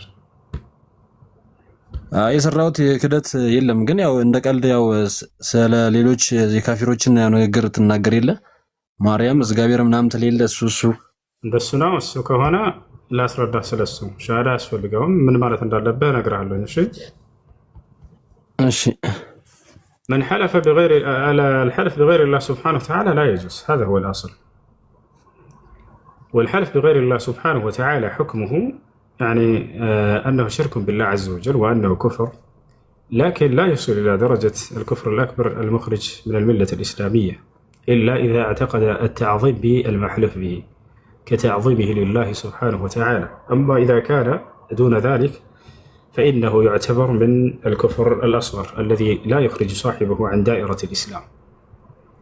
كالله سبحانه وتعالى وجب لنا أكالش ممال بسلمنا يالله بيين من دناو لولا تكفلال عندنا كسلمنا مياسوطاب بتكزي الله ولتنيا كسلمنا سوطاب نغرغن كتالالا ወንጀሎች መካከል አንዱ ወንጀል ላይ ይወድቃል ወንም ትንሽ ሽርክ ተብሎ የሚገለጸው ከስልምና ቢወጣው ሰውየው ከአላህ ውጭ ባሉ አካሎች ከማለ መቼ ነው? ያን የማለበትን አካል እንደ አምላክ ነው ብሎ አምኖበት ከሆነ ነው። ገብቶሃል አይደል? የምትምለው በማርያምና በኢየሱስ የማለው ሰውየው ያው እንደ አምላክ እንደ አላህ እኩል ናቸው ከነርሱ ጋር አምላክ ናቸው ብሎ አምኖበት ከሆነ የዛኔ ይከፍራል። لأنه سوى هؤلاء المخلوقين بالله سبحانه وتعالى فالشرك معناه أو الكفر معناه تسوية غير الله مع الله في خصائص الله. شرك بلو مالت ማጋራት ብሎ ማለት አላህ በሚነጠልባቸው ነገራቶች ላይ ሌላን ፍጥረታት ማጋራት ማለት ነው። ሌላን ማስተካከል ማለት ነው ከአላህ ጋር። ስለዚህ ይሄ ሰው እነዚህን አካሎች ከአላህ ጋር እኩል ናቸው ብሎ እንደ አላህ አምላክ ናቸው ብሎ አምኖባቸው ከሆነ የዛኔ ይከፍራል። ነገር ግን ሰውየው እንደ ቀልድ ከሆነ ያንተ እንደዚያ ነው። በዚህ ትልቅ ወንጀል ላይ ወድቋል ይሄ ሰውየው። ስለዚህ ነቢያችን ሰለላሁ ዐለይሂ ወሰለም ይሄ እንደማይፈቀድ ሁሉ ተናግረዋል። ያደረገ ሰው ምን ማድረግ አለበት ወደሚለው እንመጣለን። ስለ መሐላ የተነገሩ የሚከለክሉ ሐዲሶችን እንገራቸው። ቃለ ነቢይ ሰለላሁ ዐለይሂ ወሰለም መን ሐለፈ ቢገይሪ ላሂ ፈቀድ ከፈረ አው አሽረክ። ወቃለ ነቢ ሰለላሁ ዐለይሂ ወሰለም መን ላ ተሕሊፉ ቢአባኢኩም ወላ ቢአጅዳዲኩም መን ካነ ሓሊፈን ፈልየሕሊፍ ቢላሂ አው ሊየስሙት። ነቢያችን ሰለላሁ ዐለይሂ ወሰለም ምን አሉ? መን ሐለፈ ቢገይሪ ላህ ፈቀድ ከፈረ አው አሽረክ። ከአላህ ውጭ ባሉ አካሎች የማለ ሰው በእርግጥም ካደ ወይንም ማጋራ አሉ። እርሱ ለሁለት እንደሚከፈል ቅድም ነግሬያቸዋለሁ። በሌላ ሐዲስ ላይ ነቢ ሰለላሁ ዐለይሂ ወሰለም ላ ተሕሊፉ ቢአባኢኩም ወላ ቢአጅዳዲኩም መን ካነ ሓሊፈን ፈልየሕሊፍ ቢላሂ አው ሊየስሙት አሉ። በአባቶቻቸው አትማሉ፣ በአያቶቻቸውም አትማሉ፣ በማንም እንዳትምሉ ካሉ በኋላ መማል የፈለገ በአላህ ብቻ ይማል፣ አለበለዚያ ዝም ይበል አሉ። ነቢያችን ሰለላሁ ዐለይሂ ወሰለም በሌላ ሐዲስ ላይ መን ሐለፈ ቢገይሪ ላሂ ፈልየቁል ላ ኢላሃ ኢለላህ አሉ። ከአላህ ውጭ ባሉ አካሎች የማለ ሰው ምን ያደርጋሉ? ወዲያው ላ ኢላሃ ኢለላህ የሚለውን ቃል ይበላሉ። ስለዚህ وكما أفتى بذلك الإمام العلامة عبد العزيز بن باز رحمه الله تعالى لما سئل ماذا على الحالف بغير الله سبحانه وتعالى قال الله اجبر لك على شيء مع سوج من علباته تولو بتطيق زي شيخ عبد العزيز بن باز من حلف بغير الله ناسيا أو مازحا فليقل لا إله إلا الله فهذه كفارتها. ረስቶም ሊሆን ይችላል እየቀለደ ከአላህ ውጭ ባለ አካሎች የማለ ሰው ትልቅ ወንጀል ያድርገዋል። ይሄ ሰውዬ ላ ኢላሃ ኢለላህ የሚለውን ቃል ይበል ብለዋል። በራስህ ማለት ትችላለህ። እሺ ወንድም፣ እሺ እሱ እና አንድ ጥያቄ ልጠይቅህ። እሺ ጥያቄ ምንድን ነው? ወረበል ካዕባ ብሎ ማማል ይቻላል? እሺ ቅድም እንዳልኩት አስሉ ምንድን ነው? ወይንም በእስልምና መማል የሚፈቀደው ለሰዎች በአላህ ሱብሓነሁ ወተዓላ ብቻ ነው። ወረቢል ካዕባ ብሎ መማል ይቻላል ወይ? ምን ማለት ነው ወረቢል ካዕባ የሚለውን እንመልከትና ከዚያ መማል ይቻላል አይቻልም ወደሚለን እንመጣለን። ወረቢል ካዕባ ብሎ ማለት በካዕባ ጌታ እምላለሁ ማለት ነው። የካዕባ ጌታ ማን ነው ልጆች? አላህ። ስለዚህ በአላህ እንደመማል ነው። በካዕባ መማለስ ይቻላል ወይ? ላ በካዕባ አይቻልም። ካዕባ ፍጡር ነውና ነቢ ሰለላሁ ዐለይሂ ወሰለም ከአላህ ውጭ በሌላ አካል እንዳትምሉ ብሎ ከልክለዋል። ስለዚህ ወረቢል ካዕባ ብሎ መማል በካዕባ ጌታ እምላለሁ ማለት በአላህ እምላለሁ እንደማለት ነው። ነቢያችን ሰለላሁ ዐለይሂ ወሰለም ወረቢል ካዕባ እያለ ይምሉ ነበር። ችግር የለውም። አላህ በቁርአን ላይ ፈሊያዕቡዱ ረበ ሀዘል በይት ይላል። የዚህን ቤት የካዕባን ጌታ እኔን አላህን ይገዙ እያለ ይናገራል። ስለዚህ በካዕባ ጌታ እምላለሁ ሲል ጊዜ ሰውየው በአላህ እምላለሁ እንዳለ ነው። ችግር የለውም። በካዕባ መማል ግን አይፈቀድም፣ ካዕባ ፍጡር ስለሆነ። እሺ እኔ እንትን ከመውጣቴ በፊት ቁርአን ከተጻፈ ስንት ዓመት ሆነው? ቁርአን የተጻፈው በነቢያችን ሰለላሁ ዐለይሂ ወሰለም ዘመን ነው። ስንት ዓመት ሆነው ማለት ነው?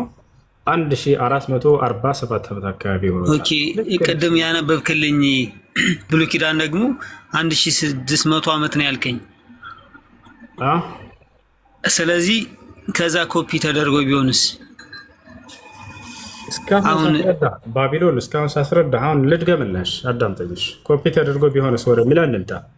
አንደኛ ኮፒ ተደርጎ ነው ለማለት ያ ነቢይ መጻፍንና ማንበብን አይችልም ነበር። በቁርአን ላይ እያሳየሁ ቢያንስ አንድ አካል ኮፒ አድርጎ ነው። ይሄን ጥያቄ ጠይቀው ነበር ሰዎች ቃል በቃል በቁርአን ላይ። አሁን የጠየቀው ጥያቄ ተጠይቆ በነቢ ሰለላሁ ዐለይሂ ወሰለም ዘመን ከሃዲያኖች ይህንን ሙግት አንስተው አላህ ራሱ መልስ ሰጥቷቸዋል። እኔ ከምነግርህ ቃል በቃል አላህ ራሱ የሰጣቸውን መልስ ላሳየ። እሺ ላውጣለህ። በቁርአን ላይ ራሱ የተናገረው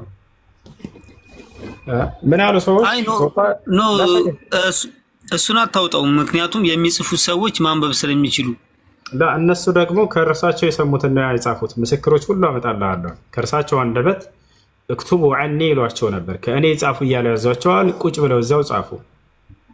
ልክ እንዲሁ ደግሞ ሌሎች አቡበክር ስዲቅ ምን አለ? ኩንተ ተክትቡ ዐን ረሱሊላህ፣ ከነቢ ሰለላሁ ዐለይሂ ወሰለም ቁጭ ብለህ ስትጽፍ እንደነበር እናውቃለን እያሉ የሚመሰከሩላቸው አካሎች ናቸው።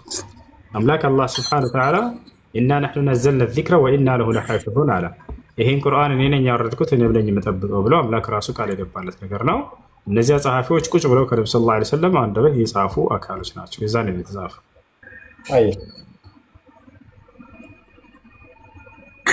ኦኬ እሺ። ለማንኛውም ነገ ከመጣው ያው ቅር ያለኝ ነገር አለ ማለት አሁን ይሄ የመጽሐፉን ጉዳይ የቁርአን መጽሐፉን ጉዳይ እሱነት ለማውራት በደንብ አልተረዳሁትም። ለምንድነው ያልተረዳሁት? ይሄ የአይንማኝ ምናምን የምትለው ነገር እሱ አያስተማመንም። ለምን አንተ የሆነ መጽሐፍ ብትጽፍ ያው ነገሮችን ስለምታስተካክለው ራስህ እና አሳማኝ ነገር የምትነግረኝ ከሆነ ስለ ነብይነቱና ስለ መጽሐፉ ነገ እመጣለሁ። ዛሬ ፕሮግራም ካለ እሱን አልያዝባችሁ ነው። ሽባርስ ተመጥቻለሁ። አንድ ነብይ ነብይነቱን ማረጋገጥ የምትችልበት ሚዛንህ ምንድን ነው? አሁን እንደ እንትን ያቀረብካቸው የነብዩ ጨረቃና ቆይ እኔን አልቀበልም አልክ። እኔን ተወኝ፣ ፍታ በቃ። እስካሁን የነገርኩህን አንድ ነብይ የነብይነቱ ማረጋገጫ ምን ምን ናቸው? ስንት ናቸው ታውቃለህ? አው መጀመሪያ ግን ስለ ነብይነቱ ሊነገርለት ይገባል። ማስረጃ ኮኔም እኮ ያልኩህ እሱን ነው። ስለ ነብይነቱ የተነገረለትን ማስረጃ አምጣልኝ። አይደለም አንተ ለዚህ መስፈርትህ ማስረጃ አንድ ነብይ ነብይነቱ ይረጋገጥ ዘንድ ቀድሞ ያለው ነብይ ሊናገርለት ይገባል ብለሃል። ይሄን ከየት ነው ያገኘው? ይሄን መስፈርት ማን ያስተማረው? አንተ ስለ ራስህ ብታምን እኔ አምናለሁ እንዴ? ለምሳሌ ሁሱ እኔ እናንተን አይደለም። ቆይ አንዴ፣ ይሄ ሎጂክ አይደለም እኮ ሃይማኖት ነው። ስለዚህ ይሄን መስፈርት የአንድ ነብይ የነብይነት ማረጋገጫ ቀድሞ ያለው ነብይ መመስከር አለበት፣ ካልሆነ እንዳትቀበሉ የሚል ቃል አግኝተሃል መጽሐፍህ ላይ? ቢያንስ እንደዚህ እኮ ግልጽ ነው። ምክንያቱም እንዴት ትቀበለዋለህ? ግልጽ ነው ብሎ አይደለም። ለወላህ ሎጂክ አይደለም። ይሄ ባቢሎን ሃይማኖት ነው አይደለ? የአንድ ነብይ እኮ እኔም እኮ ሃይማኖት ስለሆነ ነው። እንደሱ ከሆነ በመጽሐፍህ ላይ የአንድ ነብይ የነብይነቱ ማረጋገጫዎች ምን ምን ናቸው የሚለው ተቀምጧል። ቢያንስ አታውቃቸውም እነዚያ። ነገር ግን በራስህ የመጣልህን ጭንቅላታችሁ ላይ ያለን ነገር እንደ መስፈርት ታደርጋላችሁ። እኔ እናንተን አልወቅስም። ነገር ግን ነቢዩ መሐመድ ሰለላሁ ዐለይሂ ወሰለምን ላለመቀበል ብለው የሰጧችሁ መስፈርቶች እንዳለ ውድቅ ናቸው። እነዚህ መጽሐፋችሁ ላይ ቢያንስ ማስረጃ አያሳያችሁም። ነቢዩ መሐመድ ነብይነቱን እንዳትቀበሉ ከሱ በፊት የመሰከረለት እስኪሰጣችሁ ድረስ ያሏችሁ፣ እስኪኛ መጽሐፍ ቅዱስ ላይ የተቀበልናቸውን እንደ ነቢይ ቀድሞ የመሰከረላቸው ማን ነው ብላችሁ ቀሳውስቶቻችሁን ብትጠይቋቸው መልስ የላቸውም። እየተጫወቱባቸውና እየሸወዳችሁ ነው። የብሬን ቅድም ይሄን ሳስረዳህ ነበር። ቅድም ምን አልከኝ አንተ? ይሄንን አንድ ነቢይ ከእርሱ በፊት ያለው ነቢይ ሊመሰክርለት ይገባል አልክ። ስለዚህ የነቢዩ መሐመድ ሰለላሁ ዐለይሂ ወሰለም ቀድሞ የመሰከረለት ከሌለ ነቢይ አይደለም አልከኝ። ይሄን መስፈርት አስቀምጠህ እንደሱ ከሆነ ሙሴ ነብይ ነው ወይ አልኩ። አዎ ነብይ ነው አልከኝ። ቀድሞ የመሰከረለት ነብይ አለ ወይ? የለም ወፍ። ስለዚህ የሙሴ ነብይነት ሐሰት ይሆናል መጽሐፍ ቅዱስ ላይ ማለት ነው። ምን ትላለህ በዚህ ላይ? እኔ መሐመድ እኮ ለዓለም እኮ የመጣው ነብይ ነኝ እኮ ነው ያሉና ለዓለም ሳይሆን ለመንደር ሳይሆን አንድ ነብይ ነብይነቱን ቀድሞ ያለው ነብይ መመስከር አለበት። ካልሆነ ነብይነቱ አይጸድቅም አይጸናም ካልክ በመጽሐፍህ ላይ ሙሴ የሚባል ነብይ አለ። ሃሮንም ልክ እንዲሆን ሌሎች ነብያቶችን አነሳልሃለሁ እንደ ምሳሌ። የሙሴን ነብይነት ቀድሞ የመሰከረለት ነብይ ማን ነው? አምጣ። ካልሆነ አሁን እኮ ሁሱ ለእኔ እኮ ሙሴ አይጠቅመኝ። ምክንያቱም በሙሴ መጽሐፍ አይጠቅምህም አይደለም። መጽሐፍ ቅዱስን ትቀበለዋለህ አትቀበለው? እቀበለዋለሁ።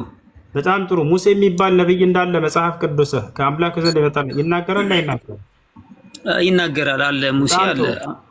ስለዚህ የሙሴን ነብይነት የመሰከረው ማን ነው ከእርሱ በፊት? ይሄ ነው ጥያቄው። እኔ እኮ አንባቢ አይደለሁም አላውቅም። ይሄን እኮ እኔ አላውቅም።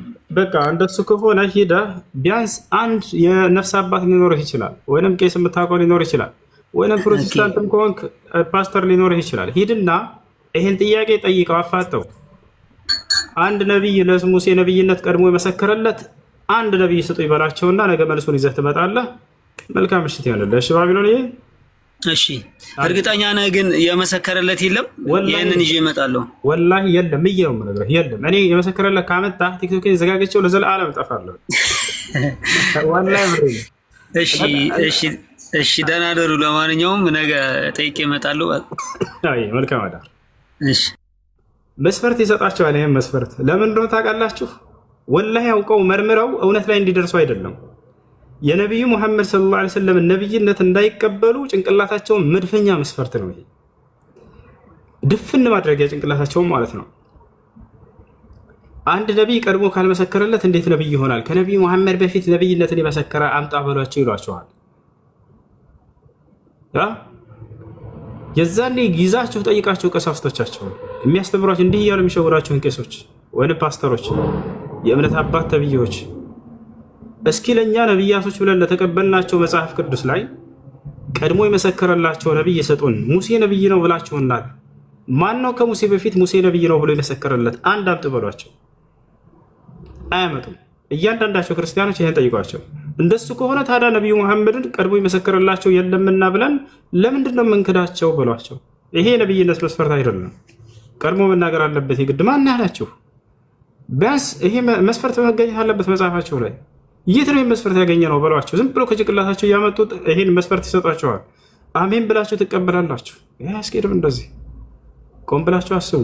ስለሚሰጧቸው ትምህርቶች መጽሐፋችን ላይ ያለው ይሄ ነገር በሏቸው። ይህን ይመስላል። ጥያቄ ያለ ካለ መጠየቅ ይችላል።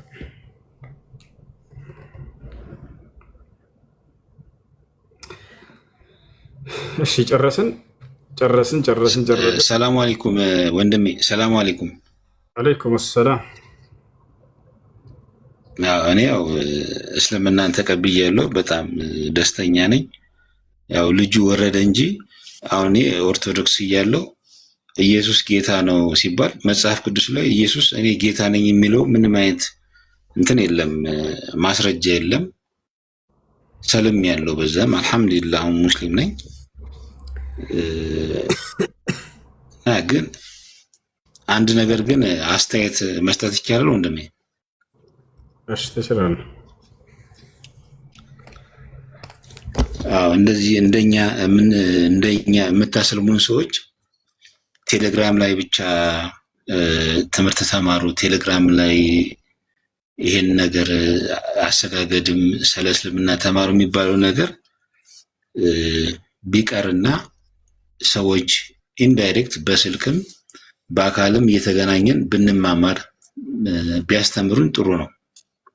እኔ አሁን ለምሳሌ አልሐምዱሊላህ አንተ ቤት ሰልሜ ነበር። በቴሌግራም በእንደዚህ ሰዎች እንዲያስተምሩኝ አገናኝተህ ነበረ። ግን እነዛ ሰዎች ግን ያው ችላ ምናምን ብለው የነበረ አልተማርኩም፣ አልሰገድኩም ነበር። አጋጣሚ ግን ኡስታዝ ኑሩ ቤት ገብቼ እኔ ውሸት አልወድም ያለውን ነገር ሻሃዳ ይዣለሁ እና ግን ከያዝኩ በኋላ ግን ምንም አይነት እየተማርኩ አይደለም፣ እየሰገድኩ አይደለም ምናምን ብዬ እነሱ ቤት ደግሞ ያው አላህ ይስጠው ኡስታዝ ኑሩ ሰው መድቦልኝ ኡስታዝ መሐመድ ከድርን እሳቸውም ኮንታክት አድርገውኝ አሁን ጥሩ ነገር ጥሩ እንትን ያለውና ወንድሜ እንዳስተያየት ልናገር የፈለኩት ምንድነው በጣም ታስተምራለህ አንተ በጣም ነው ወላሂ ትለፋለህ። የልፋትን ልክ ግን በቴሌግራም እንደዚህ በሏቸው እንትን ብለህ ሳይሆን ሰው ተመድቦ ያለህን ቃል ነው የምታስተምረው። ልፋት ነው፣ በጣም እየለፋ ነው ያለው፣ ድካም ነው እና ሰው ተመድቦ የምንሰልም ሰዎችን ወደ እስልምና የምንመጣ ሰዎችን በቃ ሲሪየስ የሆነ ነገር ትምህርት ወይም እኔ ወላሂ እንትን ችግር የለብኝም፣ የገንዘብ ምናምን ችግር የለብኝም። ሳፖርት ማድረግ ባለብኝ ሳፖርት አደርጋለሁ። የሆነ ነገር ተቋም ይሆናል አይደል? ተቋም ነገር ወይ ኦፊስ ሊሆን ይችላል ወይም የሆነ አንድ መገናኛም ሰው እንደዚህ የሰለምን ሰዎችን የምንገናኝበትን የአላህ ቤት እንደ መስጊድ ነገር አስፈቅዳችሁ በመንግስትም ኦር በእስልምናም ባለው በአካባቢ ተሰባስበን ብንማማር ደስ ይለኛል። እኔ ወላሂ በጣም ደስተኛ ነኝ በመስለሜ። ስለሙ ነው የምለው። ወንድሜ ከታች ያለው እየሰማህ ከሆነ አሁን በጣም ስትለፋ ነበረ። አንተ ቤት ከገባው ኦልሞስት 1 ሰዓት ይሆነኛል። እየሰማው ነበር። በጣም እየለፋህ መጽሐፍ ቅዱስም እየገባህ ስለምናስ እያስተማርክ ነበርና ይሄ ልጅ ቢሰልም ግን በቴሌግራም እንዲማር ምናምን ሳይሆን በቃ የሆነ ቦታ አለ የምንገናኝበት ቦታ በቃ እሱ ባላ ይያሉ የምንገናኝበት ሁላችንም እኛ ሰለምቶች የምንገናኝበት ቦታ ቢሆን ደስ ይለኛል። በቃ አድሚኖች አሉ፣ አድሚኖች አናግሮትና በውስጥ ከኡስታዝ ወይድ ግሩፕ ነገር ምናምን እንደዚህ ያላቸው መሰለኝ። ምናልባት ካሉ እዛ ጋር እንትን በላቸው አገናኙት። ባረከላሁ ፊኩም ያገናኘዋል ኢንሻአላህ። አይ በቴሌግራም እንትን ነው ወንድሜ፣ በቴሌግራም እንዘናጋለን። ባለ ግድ የለም የሆነ ቦታ በስልክ እየተገናኘን እየተቀጣጠር የምንገናኝበት ቦታ መስጊድ ውስጥም የሆነ ቦታ ቢሆን ጥሩ ነው። ያለህበትን አካባቢ ታሳውቃቸውና በዛ አካባቢ የሚገኙ ሰላም አለይኩም ወራህመቱላሂ ወበረካቱ። ወአለይኩም ሰላም ወራህመቱላሂ ወበረካቱ። አዲስ አበባ አካባቢ ከሆነ ምናልባት በውስጡ ቢነግረኝ ደስ ይለኛል። እዚህ ባይናገርም ማለት ነው። መርሐባ መርሐባ ላክ እንትን ብለው አናግረው። እሺ እኔ አዲስ አበባ ነኝ ያለሁት ቃሊቲ አካባቢ ነኝ። ግን ለብዙ ሰዎች ግን እንደዛ ተቸግረናል። እኔ የሚያወሩ ሰዎች ከሰለምኩ በኋላ በውስጥ የሚያናግሩ ሰዎች አሉ። በቴሌግራም ላይ አይገባንም። በአካል ኢንሻአላህ ያገኘዋል፣ ይደውሉልሃል። አናግረው። ኡስታዝ ጀማል ከላይ ያለው ኡስታዝ ነው። አናግረው፣ ፎሎ አድርገው። ችግር የለውም። በቃ ማለት ትንሽ ራቅ ብንሄድም ነው እዛ አካባቢ ማቃቸው ወንድሞች ስላሉ አብሽር፣ ችግር የለም። ኢንሻአላህ ፎሎ አድርገኝና እናወራለን ኢንሻአላህ ሀቢቢ አብሽር። እሺ ልውል ጥያቄዎች አሉ በእስልምና ላይ ማወቅ የምትፈልጋቸው መጠየቅ የምትፈልጋቸው ነገራቶች? እኔ ምንም የለኝም። እኔ ምንም የለኝም። መርሐባ። እሺ ልውል ከላይ ያለ ወይ አይ ልጨርስ ብዬ ነው። ብዙ አሉ። በእርግጥ ኦርጋናይዝ ዶኛ አልገባውም እንደነገርኩ መሀል ላይ ገብቼ ነው እየሰማሁ የነበረውና ግን አሁን መኖር ደጉ ያለው ነገር ክርስትና ላይ ነበረና መጽሐፍ ቅዱስ ላይ ኢየሱስ ክርስቶስ አምልኩኝ የሚል ነገር ስላላገኘው ሙስሊም ሆኛለሁ ብሏልና የማይገባኝ ነገር ስለሆነ ነው። ማለት ብዙ ጊዜ የሚጠየቅ ነገር ነው። ለአንተም ድጋሜ ሊሆን ይችላል። አታምልኩኝስ ያለበት ቦታ አለ ወይ? እና እንዴት ነው ይህስ ነገር እኩል ሊታይ ይችላል ወይስ እንዴት ነው? መስፈርትስ እንዴት ሊሆን ይችላል? ይቅርታ እኔ ያልኩት ይቅርታ እኔ ያልኩት ኢየሱስ ጌታ ነኝ የሚል ቦታ የለውም ያልኩት። እኔ ጌታ ነኝ የሚል ቦታ የለውም ያልኩት። ምኖር አንዴ ይቅርታ ጋር እሺ እሺ እሺ እሺ አታምልኩኝ ካላለ ሊመለክ ይችላል ማለት ይሄ የማያስኬድ ነገር ነው። አብርሃም አታምልኩኝ አላለም። ሙሴ አታምልኩኝ አላለም። ማንም አታምልኩኝ አለ የለም። እንደሱ ከሆነ ይሄ አያስኬድም። ነገር ግን አንድ አካል አምላክ ነው እና ለምሳሌ ያ አምላክ ከኛ ምንድን ነው የሚፈልገው የሚለውን ትምህርት ልናውቅ ይገባል። ለምሳሌ አምላክ አላህ ስብሐነ ወተዓላ ከኛ የሚፈልገው ምን እንደሆነ የፈጠረብን ዓላማ ይነግረናል። ወማ ኸለቅቱ